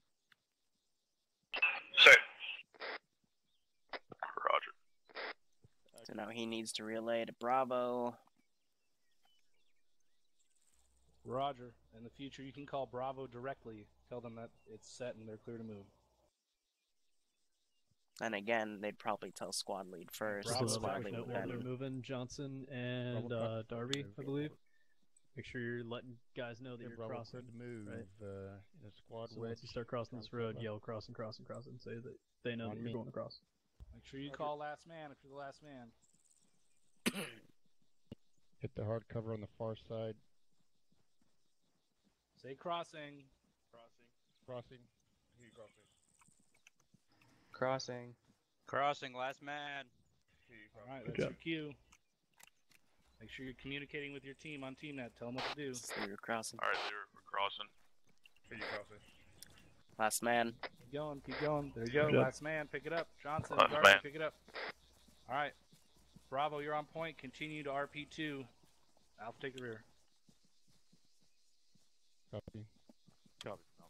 Enemy squad spotted to the north and west. What? Alright, Roger. We're referring to the markers. Let's the, give him a warm welcome, targets, shall we? I hope so. Yeah, very good. There are no What? enemy on this Targets. course. Right? Roger. Yeah, you don't worry put about the it. markers on the All left there. Those look like some pretty nasty disregard enemies them over for there. For now, just continue moving to RP2. There's no op 4 currently in the AO. Alpha and Bravo move. You don't know that. Actually, from Bravo boss. is in order to move out to RP2. That's affirmative. Move out. Time now. RP2. Over. Moving out. Time now. Okay, moving out. Bravo to RP2. Man, look at those op Bravo 4. moving out 054 heading. Alpha, we're gonna follow them on a 054. Copy from boss. Copy.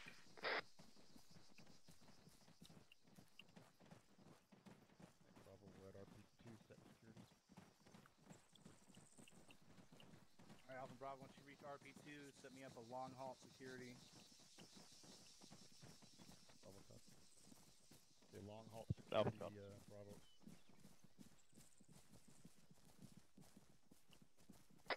Alpha, Back we're gonna set up a long haul security. Find some cover. Make sure we got 360 degrees. Affirm. Copy.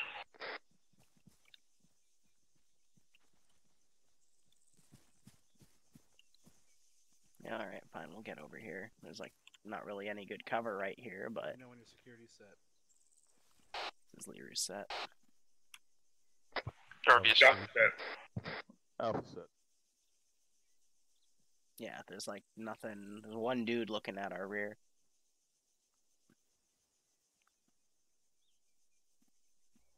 Bravo, you set? Johnson set. Bravo set. Bravo set. Roger that. All right. Alpha Bravo, you guys school circle up on me by the rock walls. Alpha, circle up on Sergeant. Break it down McCoy, and by the circle rock up on walls. the rock wall. Boss. Affirm.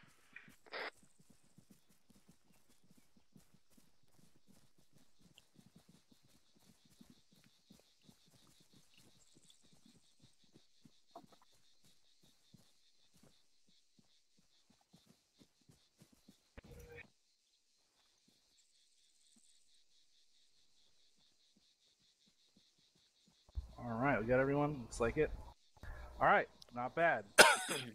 Unfortunately, to save time, wasn't able to get both fire teams set up at danger crossing, or try that again. It was a little sloppy, but with time and chemistry, that will become fucking real quick.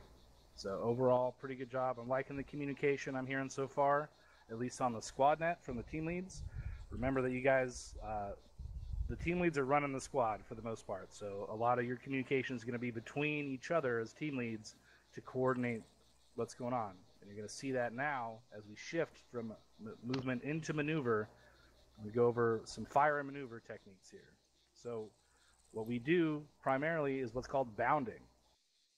There are two types of bounding. There's alternating bounding and successive bounding. All right? So this course set up in front of you is our dry fire bounding course. So first, just the idea of bounding and overwatch. When we talked about the assault and security elements or support and assault elements, that can be broken down even further into the two teams. So when we bound, one team is always providing security for the other team that's pushing forward. So we use bounding and overwatch techniques to cover open ground quickly while still providing protection. Covering units are authorized to fire on targets if it's popping up. Moving units need to be aware of crossing covering firing arcs. So never ever do you want to cross into the line of fire of your supporting element because that'll make them ineffective. There's also, if you're moving through open terrain, there's a phrase that we use. It's called the 3-second rush. If you don't have any cover or your support element is not able to support and you're taking fire, we can use this rush, and basically you get up and you run, and in your head you say, I'm up, he sees me, I'm down. So it takes about 3 seconds to say that, and that's as long as it takes for the enemy to accurately engage you. Alright, so that's called a 3-second rush. So we use that if we have to push a longer distance before we can get to cover. Don't worry about doing that right now. These targets will not fire back at you. You're not going to fire at them at this time either. Dang. So the two types of bounding, alternating bounding. This is a fast way to move, but it's less safe. So think of it as a leapfrog movement. So one element will set security, the other team will push up, and then they'll get set, and then the other team will push up past them to the next piece of cover. So they're alternating their movement beyond each other. Successive is a slower way to move, but each element is playing catch-up. So the first element is going to get set, the other element will bound up, and then the other, once they're set, the other fire team will bound up on line with them. So it's kind of like a forward-moving skirmish line, if that makes sense. All right, so we're going to practice that real quick here. So I want Bravo, I want you to line up over here on the right, give me a skirmish line. Alpha on the left here.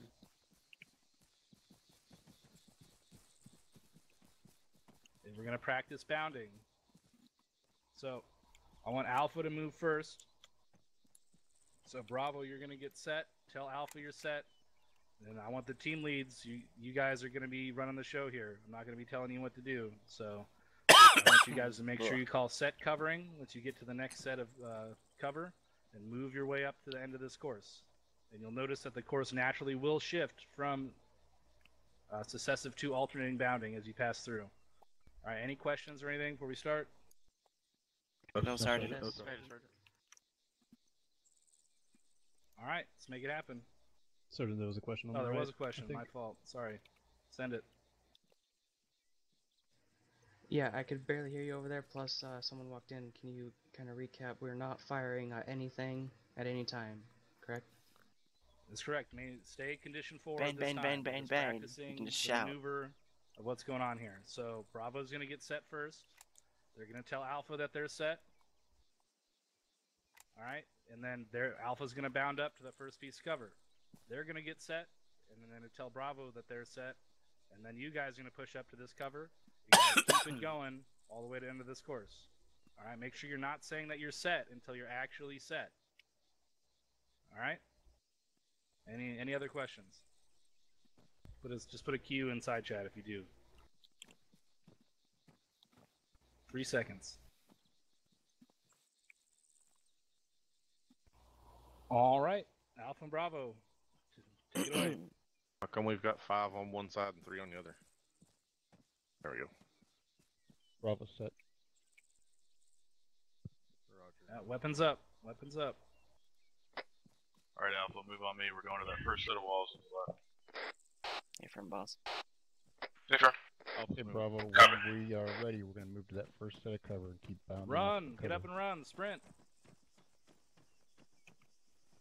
Roger. Make sure your weapons up. Set. Here from Bravo. Set. Alpha set. Roger, Bravo bounding. All right. Move up, Bravo. Bravo's moving.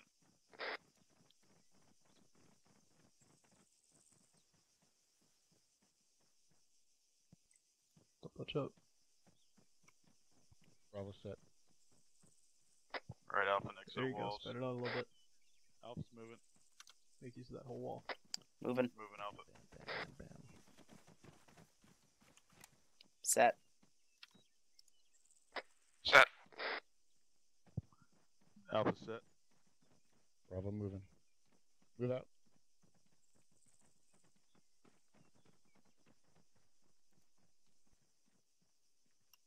Bravo set.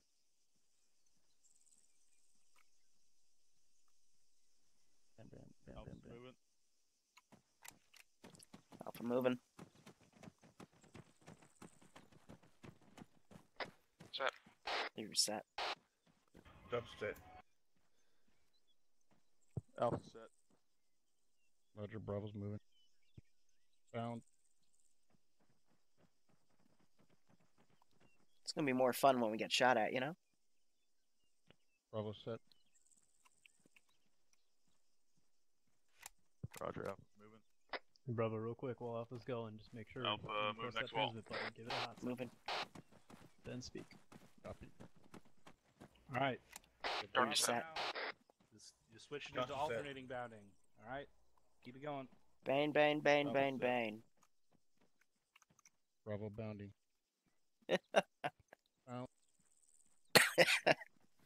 Bane, bane, bane. Sounded a lot clearer, Bravo. Good job. All right, Alpha, we're gonna move up. Send in pass Goat them to the Team next 6 now. Copy. Boss. Bravo set.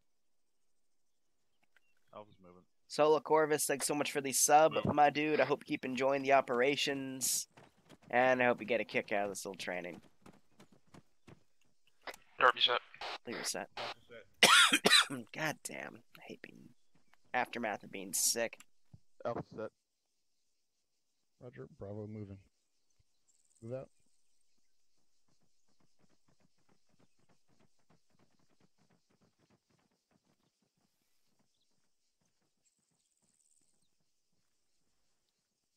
Bravo set. Roger. Alpha's moving. Move next wall, Alpha. Yeah. Moving.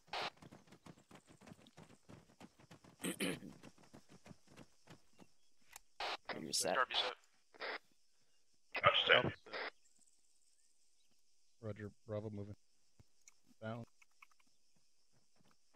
Bang, bang, bang, bang, bang. All right. Good shit. Pause. All right. Stay on the wall, but bring it in a little closer to me so everyone can hear me. All right. Good job. Why am I stuck moving? Okay. Excellent work. I really like the communication between the team leads here. I guess for Alpha, just keep in mind after you speak on SquadNet, when you release the key, give it a couple seconds before you rekey on TeamNet, because it will transmit over SquadNet if you don't give it a pause. All right. But other than that, hey, Lord good Death. job. All right. Now we're going to go over peeling. Peeling is a lateral maneuver that we can use to shift left or right. So bounding is a forward-back maneuver. We can use bounding to pull back and break contact as well, using the same concept, right? So one squad would cover, while the other would bound back and set up security, and we can do bounding all day, forward and back. And now we can also do peeling either to the left or right. So peeling works by... The idea here is to keep as many weapon systems pointed downrange and active while still shifting the base of fire to the left or right. So, for example, if I say peel left from your direction, the furthest person to the right is going to pick up first. They're going to take 2 steps behind the firing line, and they're going to call peeling left. As he crosses the man next to him, he's going to yell last man. As soon as that next person hears last man, they're going to do the same thing. They're going to pick up 2 steps back, peeling left, and sprint all the way to the end of the firing line. All right, so you're going to go past the last man there, get some good spacing, and set up again. And this maneuver can just be continually done until you're told to stop or in a good position. So we're going to try this real quick before we get on to the last part of the training. All right, so zoom your positions, get good spacing. So in this case, when I call Alpha and Bravo peel left, Bravo's going to peel Johnson, first. go a little to the left. Furthest right element. Okay, one man at a time. Alpha and Bravo peel left. Time now. Roger, peel left. No. Bravo copies. Peel left. Hey, Bravo, peel left, starting from the far right. They're going to be peeling left on us, guys. That's you, Marston. Get up. I'm just... 2 steps back. Nope. Behind the firing line. Okay. There you go. All right. Say last man. He didn't say it, but go. Peeling. Remember to say last man. Hawkins, go. Peeling. Last man. There you go. Peeling. Last man. There you go. Pick it up. Go, go, go. Remember Peeling. to say last man as you cross. Left man. All right. Get a little bit more space Last on man. this guy. All right. Once you hear last man, pick it up and go. Keep going. Last man. All right. All right. Once Sierra's done, hold. All right. Go Good ahead. job. Go ahead. Pretty good. Just remember your communication. Make sure you're on yelling when you do this, because in a firefight, Whoops. you know, you got to talk to the guys next to you, and obviously Captain you're on not so I talking could to say Bravo. bang, bang, bang, bang, bang. Just as a regular guy, so they got to be able to hear you directly when you call last man. All right, weapons down. Bring it in on me.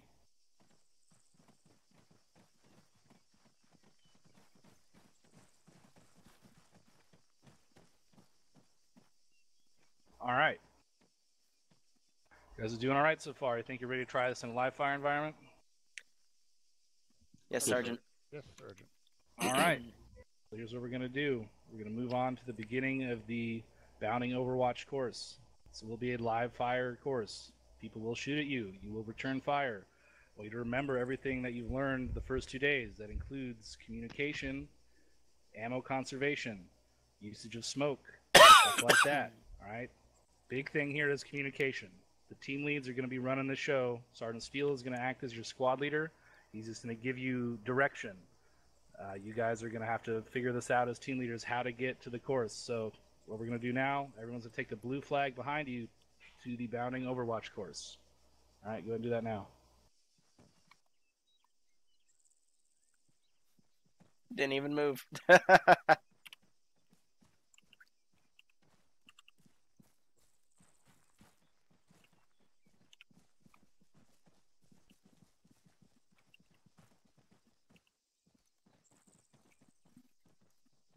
They said 1,000 rounds, so. All right, once you're in, bring it in over here. I won't fuck with the kit. All right. Doing 400 rounds shouldn't So be I too don't know if hard. you can see them from here, but there's a set of 3 flags down at the bottom of that hill. You guys see them? Yes, sir. Yes, sir. All right. Your job is to get from here to those 3 flags without dying, or without losing anyone in your team. All right. At this point, I'm gonna give you guys a 5-minute break to go take a piss, do whatever. Check your equipment one last time. If you want to survey the course real quick, just hop up on those HESCOs. You got about 5 mics to do what you got to do. Take a knee if you're stepping away, and then we'll get you sorted. 5 mics. Let's see, Specialist Jacobs, Specialist Gray. All right. Alright, let me meta the shit out of this.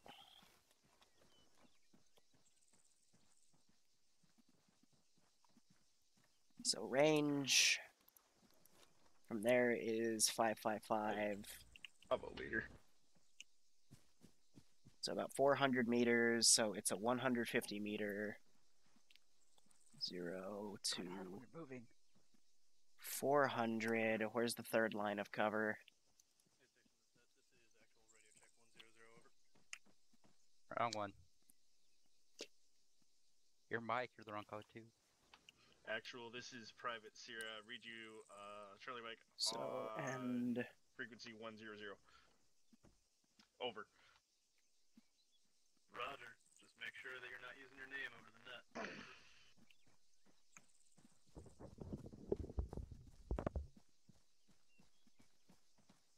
and then 3 bunker lines, so Darby.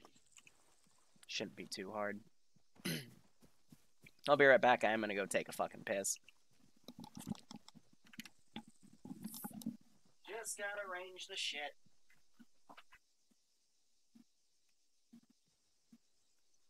Yes. There you got it.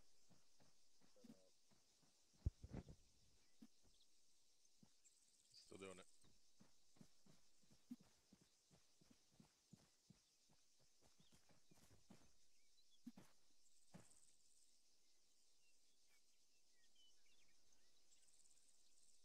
Still, this is McLean with Charlie on 3-1.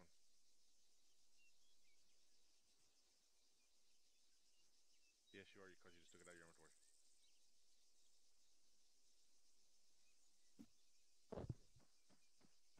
Yep.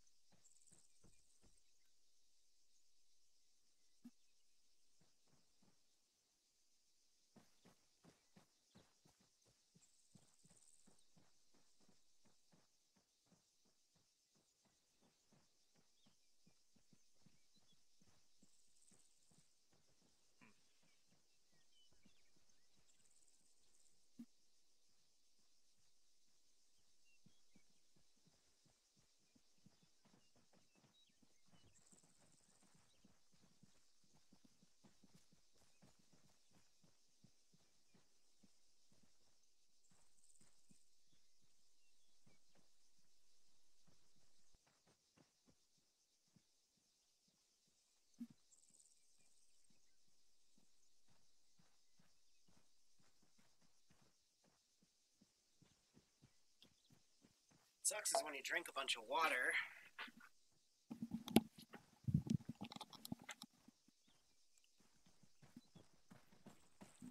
Your bladder goes, so let me see.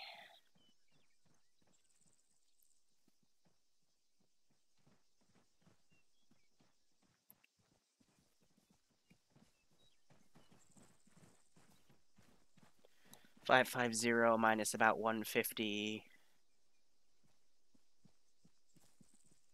400. Can you hear me, Private Dogan or Alpha? That should be good. I can hear you. Looks like the closest cover to the target is on the right side, so we might want to favor that as we get closer. I was seeing. I don't know about you. So, Definitely saw that. let's shoot some people. Down, that's probably the top. I'm just gonna remind Alpha just to have their smoke ready. So if we need to peel or anything like that, we just lay down smoke. Roger, good call. You guys need to peel. I mean, you could peel left. There's a ditch to our left, which a lot of cover and defoliating trees. Yeah, we also gotta watch for that the building over there because we if we have enemies beside that thing too. If you open your micro daggers right now, you see the red box around this course. That's the limit east-west of this course.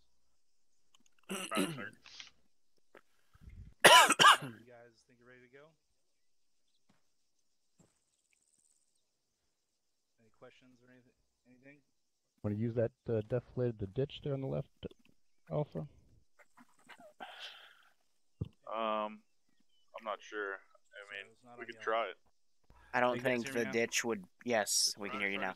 I would not recommend the ditch on the left because the shooters are going to be to the north and they would still be able to have good sight lines on that ditch.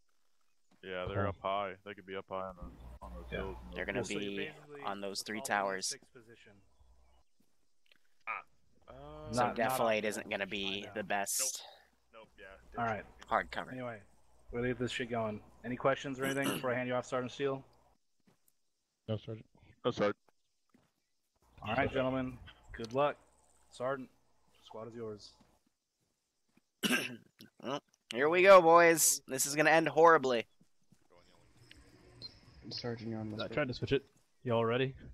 Can you hear me better now? Yes, Sergeant. We can hear you better, Sergeant. All right, cool. Didn't switch over. Think you're all ready?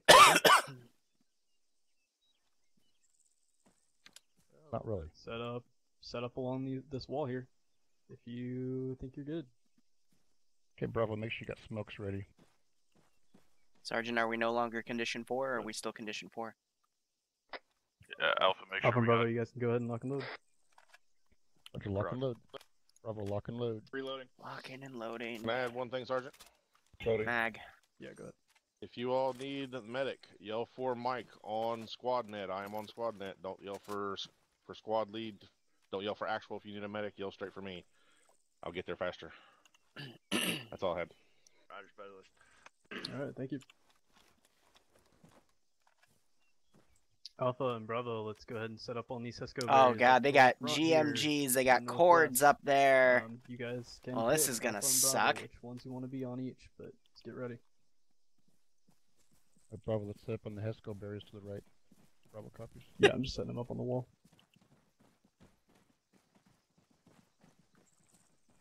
I think Bravo's going to the right.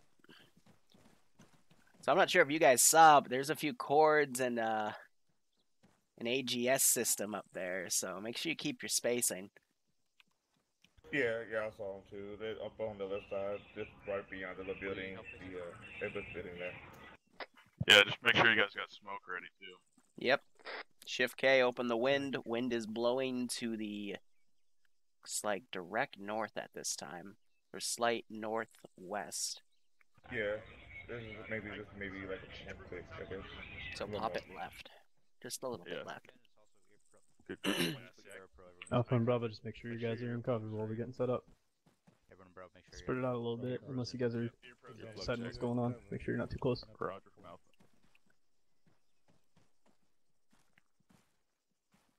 Right, it's just me, you, Digging in there, and Martin Cook.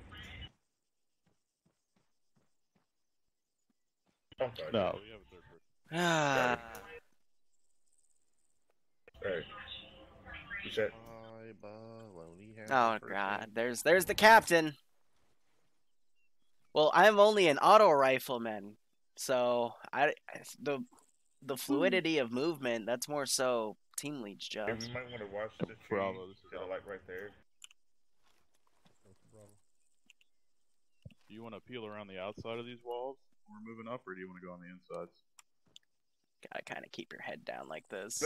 I would say let's try to see what we look like on the inside, but if that's too hasty, we can probably go to that route over there. $5 and push up from there. God damn it. But you can try to go with Bravo, see what they want to do. Yeah, we're gonna be when we're moving up. We're gonna go towards the inside while they're The first one always goes horribly, guys. I'm letting you know that right now. Alpha, Bravo, this is actual. Be advised, once this kicks off, I'm gonna have Bravo. You guys are gonna stay set. Alpha, you guys are gonna bound up, and then we'll switch back and forth between there. Make sure you guys are communicating between each other. Over. Alpha, Roger. Bravo copies will be set, then bound second. Okay, Bravo, our plan is good read back out. Set, and then well, I don't know how to respond to it, Drum. We're gonna bound first, Alpha. Yes, Bravo's gonna stay set. Let's try to pop some smoke in that opening so we can move up pretty easily, and then we'll wait for that. Apron lead. I'll let you pop the smoke, Private Liru. I'll tell you when. You got it. Say when.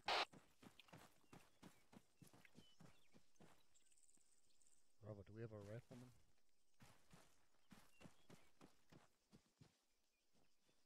Roger,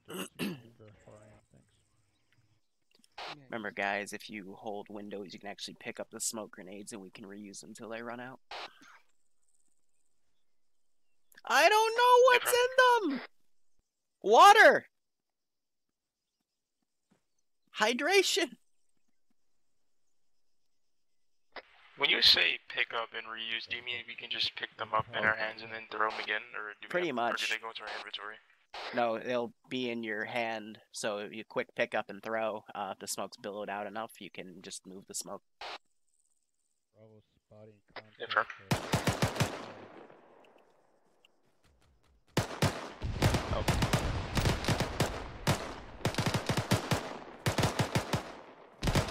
On your order. Alright, go ahead and pop the smoke. Popping smoke. Smoke out. Alpha's moving. Let it billow out a bit. We're bounding to the left wall, correct? Yeah. And let's move Alpha. Moving. Moving. Set. Darby set. So 500. Just set. She does not want to bipod. If you see any contacts, you can go ahead and start firing.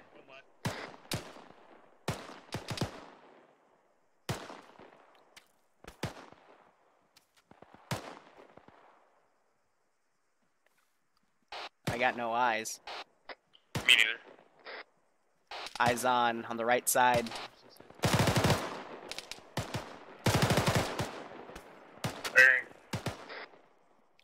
Bearing 351, he went back behind cover. Copy. And Bravo, this is Alpha. We got contacts 351 up there. We've got contacts 351.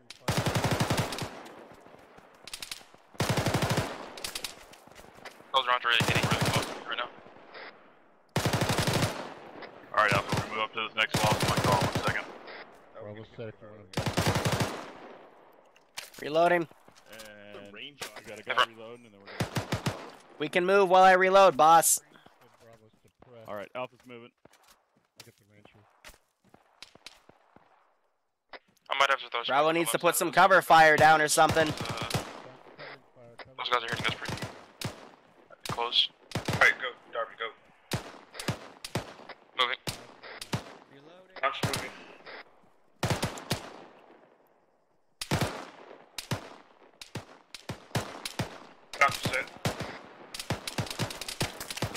Bearing 345. 345. Rock.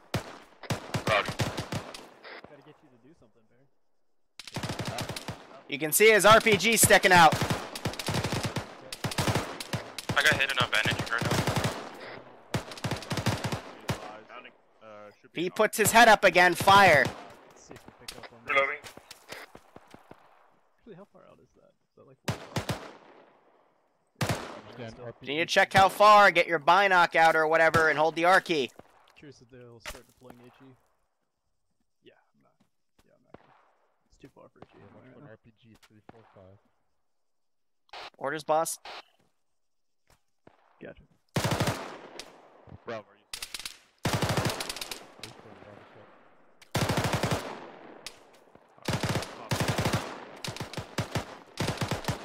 Target 345 left of the tower. Alright, Private Liru, I'll throw some smoke in 1 second. We don't really have a second.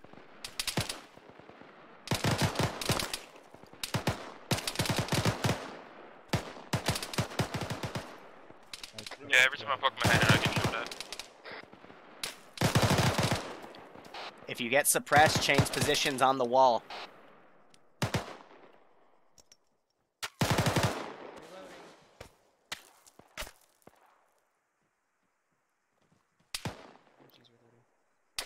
Alright, Alpha, let's move up to that. Oh, that smoke was way too close. Give it a second. I'm going to pop it up further.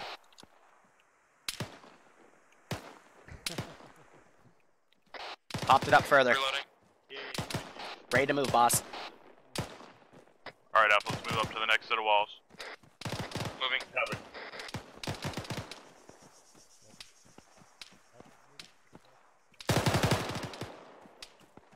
Alright, there's a few openings on the sides of this wall, so use those to fire from. Expose yourself a lot less. Copy. Different. Johnson set. Set, by the way.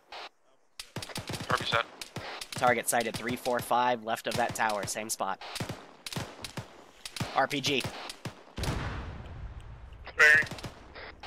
Touchdown behind us. They're both still 345 behind the two towers, or between, excuse me. Copy.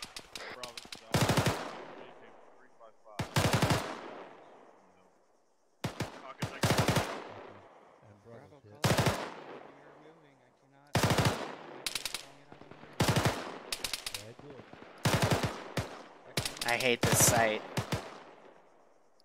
Roger, I'll call it. MG reloading. Yellow on ammo.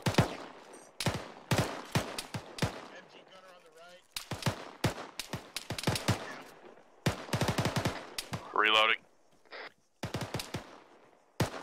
Boss, recommend when we push up, we're going to need to peel left and get behind that dirt at bearing about 310, 312.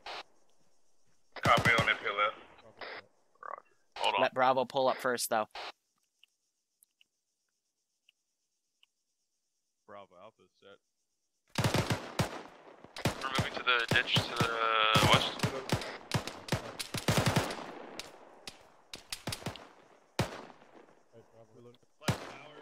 I do not have the ammo for this, boys. There's a man in the ninja turret.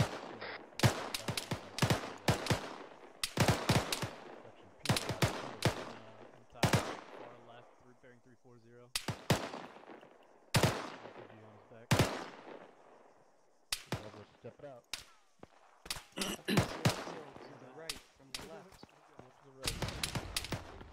They're firing mortars. That sounds down. Mortar squad's Yep. down. At least 50 responders. We gotta move now. Yeah, we gotta start moving now. Let the team lead make a decision as he coordinates with Blue. Yeah, I wouldn't go over there yet. Reloading. Yeah, we're waiting on Bravo right RPG now. hit really close to us. Yep, hit the wall in front of us. We're good. Boss, what's the call? Alpha, we're gonna have to move soon. Are you guys set? Okay, Bravo on me. I'll pop smoke. I got you. Put your fucking head down.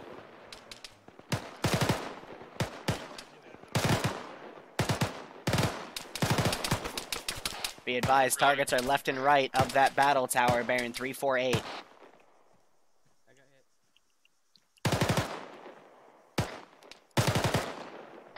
Alright guys, I got no contact with Bravo right now. Bravo pushed up on the right. Ask if they're set. We need to move. RPG. Bravo, this is Alpha. How do you read me? 100. Have you loud and clear? Are you guys both ready? Target 342, base of the 2 towers. He just fucked up an RPG and killed himself. Alright, Alpha, we're gonna peel left to those walls. Private Darby, go ahead and pop some yellows. Peeling left. Off so far. We're getting suppressed in that direction. We need a smoke grenade. They're suppressing. Who got it? We need a grenade. Smoke grenade out. Hold. Stay behind the wall. Let the smoke billow out. I'm gonna throw another one because it's not reaching out. Smoke out. Bravo, this is Alpha. We're moving up to the walls on the left. Let's smoke. Reloading. Let it billow. We're good. Peeling left. Last man.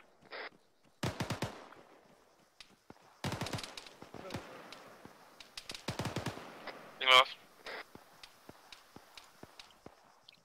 Throwing the smoke up. Liru set.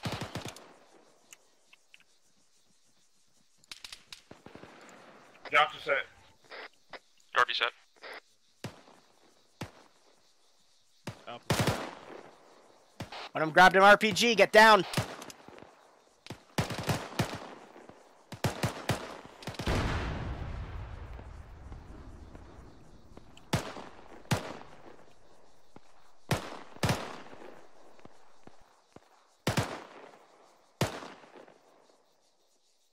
You guys got any bearings on that RPG? RPG last seen 355. Roger.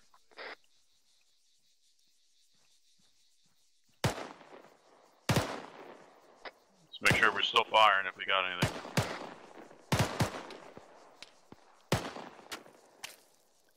We necessarily don't need to fire unless blue's crossing. Boss, see if you can contact blue, ask what their sit rep is. They need to cross next.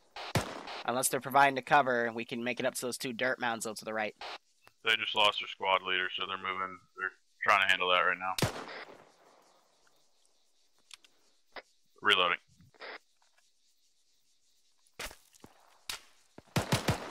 I got one enemy contact north on 353. 353, roger.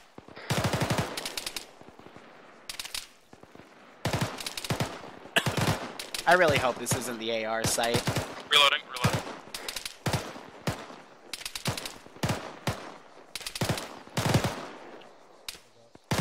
It's right on him. Alright guys, when we move, we're going to move to those walls at our 0 heading, right there in the next set of walls. Hey, Firm, you want me to pop smoke glass?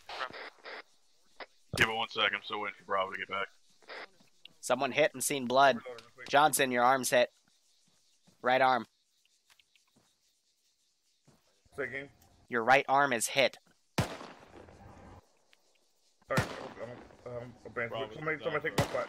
Yep. Take my spot. Bravo just popped a smoke grenade in front of him. Alpha copy. Actual. Let's give him a warm welcome, shall we? Actual. We have one soldier hit in his arm. He seems to be all right. I'm good.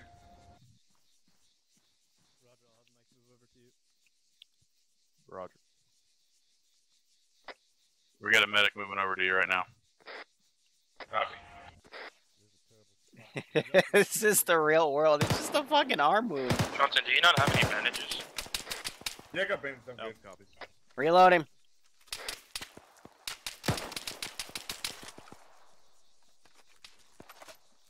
Reload. Okay, thank you, Drum. Reloading. I got a contact bearing. We're being suppressed. 3. Roger, 353. Got it.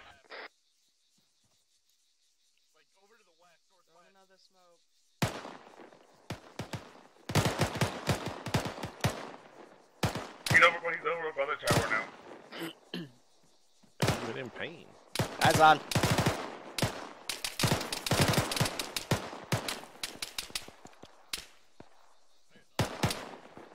Crossing behind.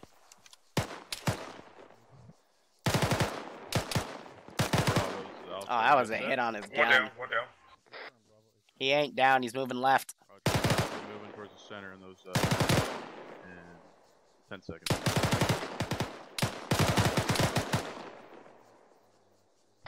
All right, Alpha, we're gonna move up. We're gonna peel right.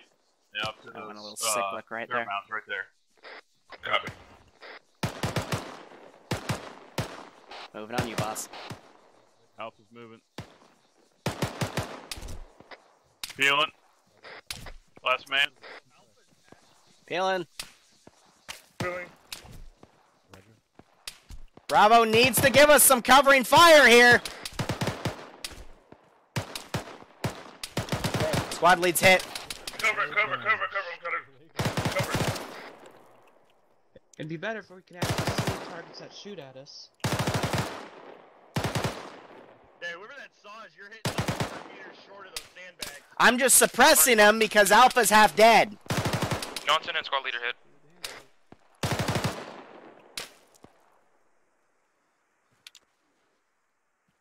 Because I'm doing your job for you. All bunched up here, so stand by to move.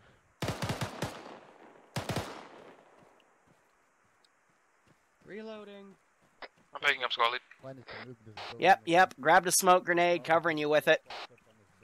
If I'm gonna move up to the dirt mounts in front of us. Johnson, I think both of your legs are hit. It's either one or both. Yeah, somebody get the medic down here. Hey, Bravo, can you call the medic up here? Alpha's fucked. Throwing the smoke. Spot. Bravo on me, let's move up to that building. That's for Alpha. I'm bandaging his left leg. Alright, working on his head. Always start head, chest, then limbs. Bandaging His head's good. Covering fire, covering. Okay, it's cover for the medic, cover for the medic.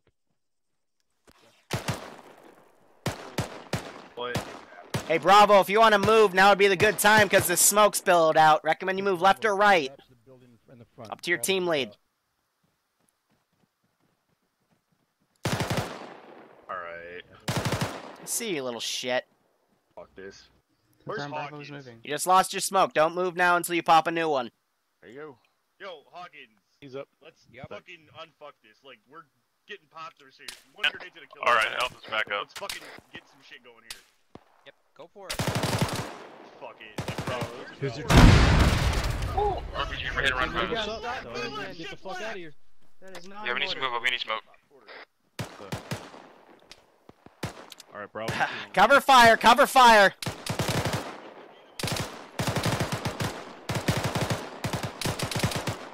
Reloading. Covering. Keep covering, guys. Contact bearing 351. Hey, Hawkins, your group went left. Yep. Nice little chaos inside. Reloading.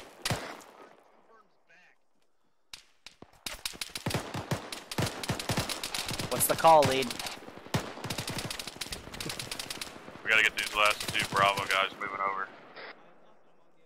Hey, Ephraim, we're gonna follow them, or are we gonna move right? Do you have anything right that we can move to? We've got a dirt mound on the small hill. I could pop one smoke grenade to cover our advance. Yeah, let's do that. You pop the smoke, and Hey, firm, popping. Peel right. Copy. Start peeling right. Start peeling right now. Hold on. Smoke popped, letting it billow out. Bravo, this is Alpha. We're gonna peel right. Go prone.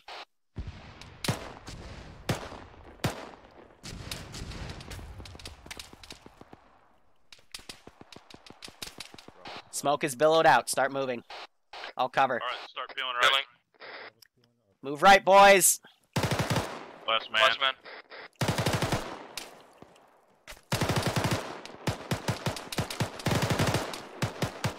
Red, let's go. Johnson, go. Last man, coming with you.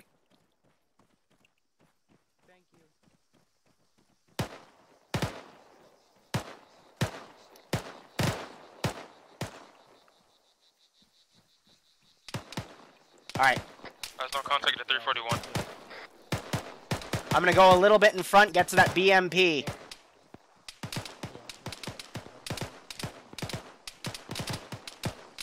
Hey, we got a wall and a BMP right up here. If you can, move up to that. It's within, like, 8 meters. Alpha's reloading.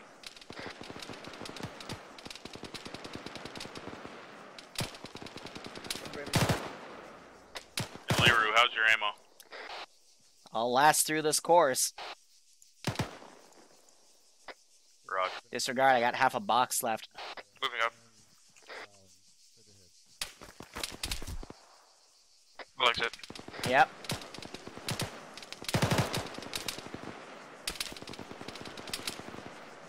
Remind it was my arm. Blue's getting fucked. They didn't pop smoke in time. I'm out of bandages. Hold up. Where is it? Bandage in your right arm. We got a machine gun at 340. We're gonna need to suppress that, guys. Reloading. I would say our best call is to get to the rocks. I pop a smoke grenade, and then we get to the next group up, pop a smoke grenade. Just 2 away. The rocks? Yeah, that large lock, a little to the left, bearing 332.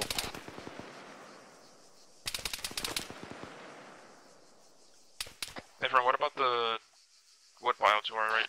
Too low. They're too high to see over that wood pile. Hey, friend. Where's our 4th guy? Alright, guys, I got shot in the leg, so I'm moving slow. Sounds like he just got hit.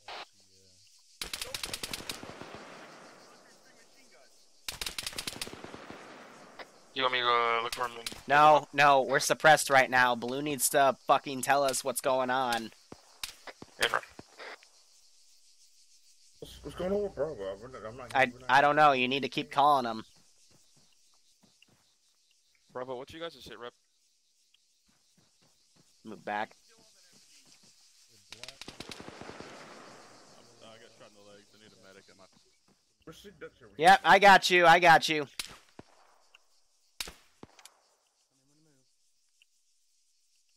Stop moving. Bravo's pushing across now.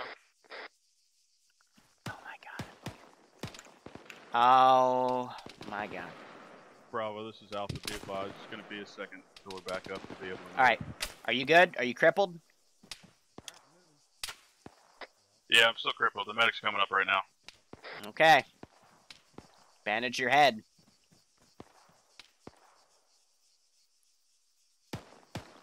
The 2 guys red in front. Give some suppressing fire. Blue's trying to push up. Copy. I have no eyes on. Just focus on that twin green bunker complex to the left. They seem to be favoring that.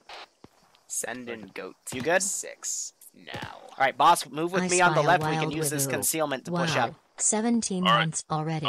With me. GT, thanks for the 17-month resub. I appreciate it, man. Hope you keep enjoying the ops. I hope we're getting a kick out of this one.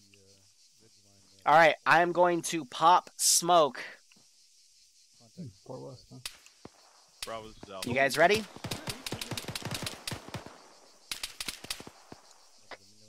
Only got 1 yellow left. Yep, pop your smoke. Let me know when you guys Alright, smoke out. I'm going to let it billow out a bit, and then I'm going to run up and push that smoke grenade further. You're going to stay with me, alright, guys? I'll call when I move. Got you. Keep your heads down. Don't get shot. This would be a very bad time to get shot.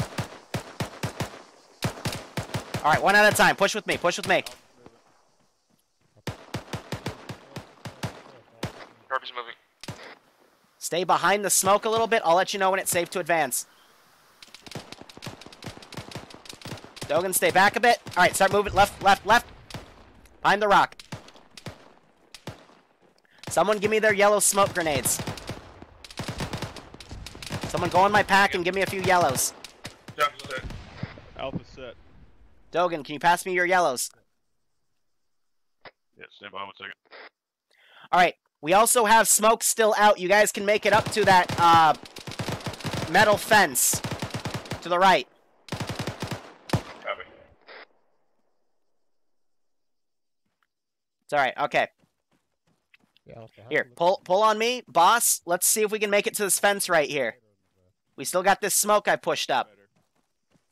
Shit, disregard. Disregard, disregard, disregard.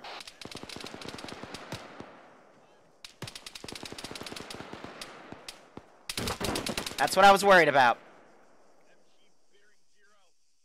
Come on, come on, come on, come on. Why don't you pass me your smokes? Just please put a yellow smoke grenade or two on the ground. To the right, You're behind that oil tank. I know they Pretty got good cover. Yeah, smoke grenade. You're Bravo 1 I know they got some. Otherwise, we don't have to use red smoke, and you're gonna have to tell them to disregard red smoke. Okay. Are you popping red smoke, you said? Yep. Gonna pop a red smoke. Make sure you say on net to disregard the red smoke. Ready? Popping smoke. Let it billow out. Reloading. There's the one, Alright, the, we're right the on one top with of you, to the right. our Alpha. Roger, we're gonna peel left up to the wall. Copy. I would say best way to peel is actually between the fence and this little barrier right here, so you don't get exposed. So just V it and push up. Alright, Bravo, Alpha's moving. Roger. Alpha's moving, suppress. Moving on the right, gonna just randomly suppress.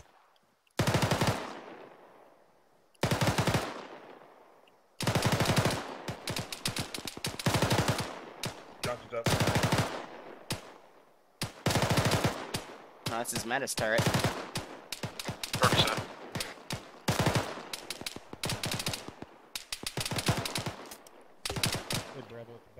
Black on ammo. Let's give him a warm Wait, do we welcome, have any 320 rounds or no? Guess not. Blue just needs to capitalize on the smoke grenade. Bravo's taking the left side. Keep it down by doing I'm out of ammo, so.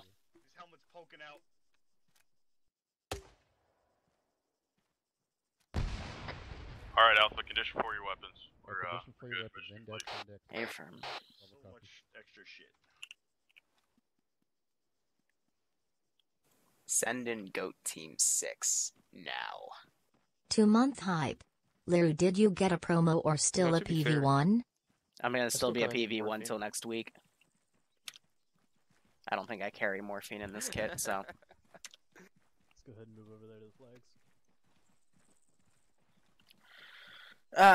This is just day 2. Day 4 is when you do your testing. was a little painful. Did the God Emperor give me enough ammo? No. Oh God. Ones line up over there where you are. Fill-ins, helpers line up behind me. Die for creaky faceless dog. Top cack. Mike, yeah, check everyone first. Let me know if everyone thinks good for medical. Taking care of them now. Excellent. I sure could use some morphine.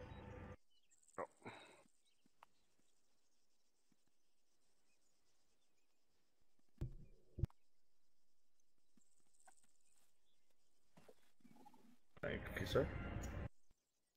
Fine, sir. It's both. It's an oral exam, so you know. It's not the Navy though, so I don't have to get on my knees. Thankfully. And that's actual little live fire FTX. Ugh.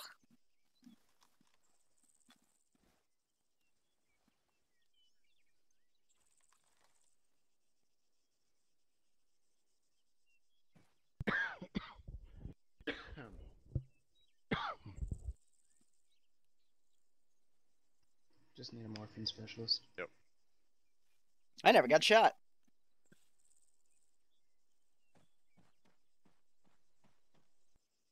Alright, good, Mike? Yep, they're all in one piece now. Excellent. Alright, you guys bring it a little closer. Don't bite that hard. Alright. How do you guys think you did? Horribly, Sergeant. I think it was pretty slow, Sergeant. Pretty slow and rough, yeah. Well, wasn't the best sight scene, wasn't the worst sight scene. I'll leave it at that. Did you guys have fun? A firm. Yes, Sergeant. Bullshit. Just kidding. I hope you guys did have fun. That's why we're here. All right. So before I get into what I've seen from my perspective, I'm going to pass it off to Sergeant Steele as your acting squad lead to go over any notes that he had. Sergeant Steele. Thanks, Sergeant. A couple of things. So, one thing is the communication was good at the beginning. It started falling apart once you guys started getting up more. When we got to the trying tree to stay section off up that there. anyway and try to get you guys to talk more, but it didn't come back. As far as I could tell, once you actually...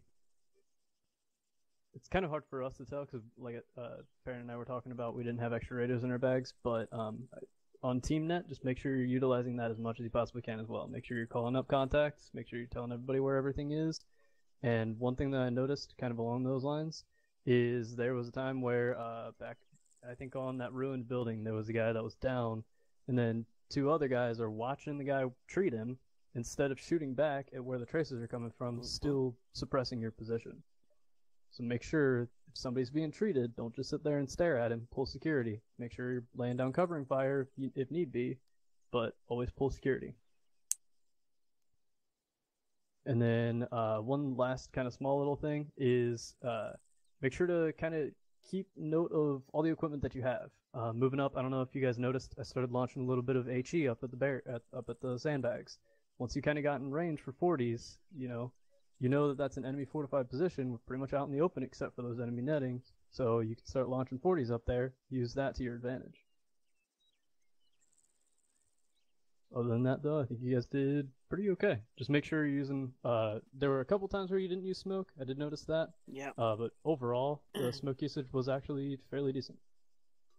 So that's all I've got. All right. Thanks, Sergeant. All right. So here's what I've seen from my perspective. I'm not going to go over stuff that the sergeant already covered with the exception of the smoke usage. It started out okay. Alpha, you started out using smoke off the bat. Good call. Bravo, you ran up a couple obstacles without any smoke at all. And you guys got real fucking lucky. The guys up on the hill were feeling generous and didn't wreck you for Another technical issue, that's why. It seemed like the smoke usage did pick up about halfway through the course on both teams. I know Alpha did the same. Excuse me, made the same mistake a couple times. But it seemed like you guys got the picture. We did it once, because... calling up that red smoke. Excellent fucking work. It's up there. I normally don't praise things that happen on this course, but called that up quick and effectively. Fucking saved you guys a world of hurt. So good job on that, whoever called that up. So contact reports also started off not so great, but then did pick up about halfway through, a little more than halfway through. I mean, I told Alpha, give me some freaking yellow smokes, and no one would. So I'm like, fuck it, I'll use a smoke. Just communication call up red smoke. Seemed to be pretty decent. You guys were calling out your set, and were eventually calling out contact reports, coordinating with each other. There was a breakdown in communication there, where I heard Alpha could not get in touch with Bravo. You want to elaborate on that? Was it just a technical issue, or what was going on there? Yeah, it was. This is Bravo. I was hearing him, Sergeant. I just and I was trying to respond, but I don't think he was hearing me. So okay. I'm not sure what happened there. All right. Bravo. I know Bravo got split, Sergeant, and we couldn't hear Bravo actual a few times. Bravo got split up. All right. Well, just keep that in mind. If that happens, sorry to break your immersion here, but if that happens and comms are not coming through clearly, just restart your TeamSpeak. A good way to keep that immersive is to say you're changing the battery on your radio. That's everyone here will understand what you mean when you say that. And that fixes like 99% of the problems we have with the radios. All right.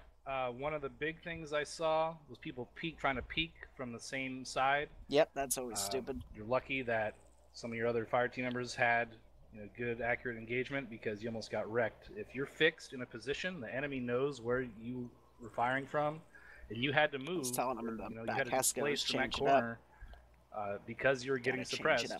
For the love of God, don't peek your fucking head out that same corner. Like, they know, they're waiting for you. They got you dialed in. They're just waiting for you to fucking peek your head out there just to schwack you. All right, so don't be doing that anymore. Make sure if you get engaged, reposition. use the body stances, movements that we have here to your advantage. And then lastly, stand up if you went black on ammunition. All right. So part of that, and I didn't hear anyone really ripping off their weapons, so both the ARs went black. I can sit back down now. So you got to keep in mind that when we do an operation that's up to 3 hours, covering multiple kilometers of ground and multiple engagements. This is about 400, 500 meters of ground, and this lasted about 30 minutes, 35 minutes. All right. So for you guys to run out of ammunition that quickly, that's not acceptable. We got to work on that. I know it's tricky. This is kind of this course is built with the intent to stress you out. That stressed some of you guys out today. Yes, sir. At least lie to me. Holy shit. I did. It didn't really stress me out. It was just another day in TSB to me. Any helpers have any CXE specialist parent? Do you have any comments at this time? Thank you, Sergeant. I've just got a couple things I'd like to cover. Please.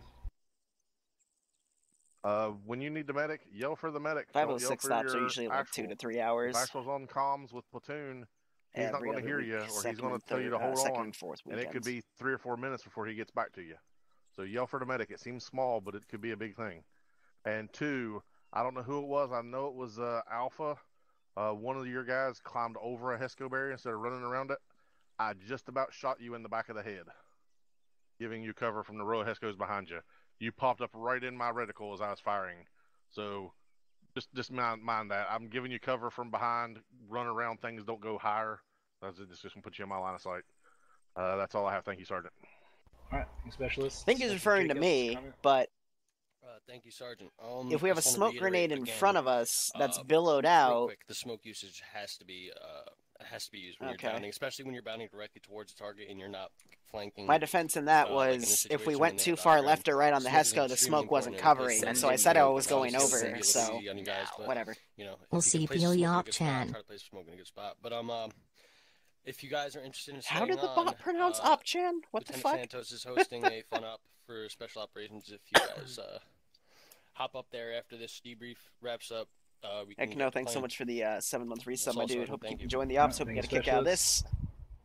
That was a weird pronunciation of Opchan's face, but okay, I'll take something it. I noticed, make sure you actually know what IDF is. We took RPGs, and I heard it up as IDF.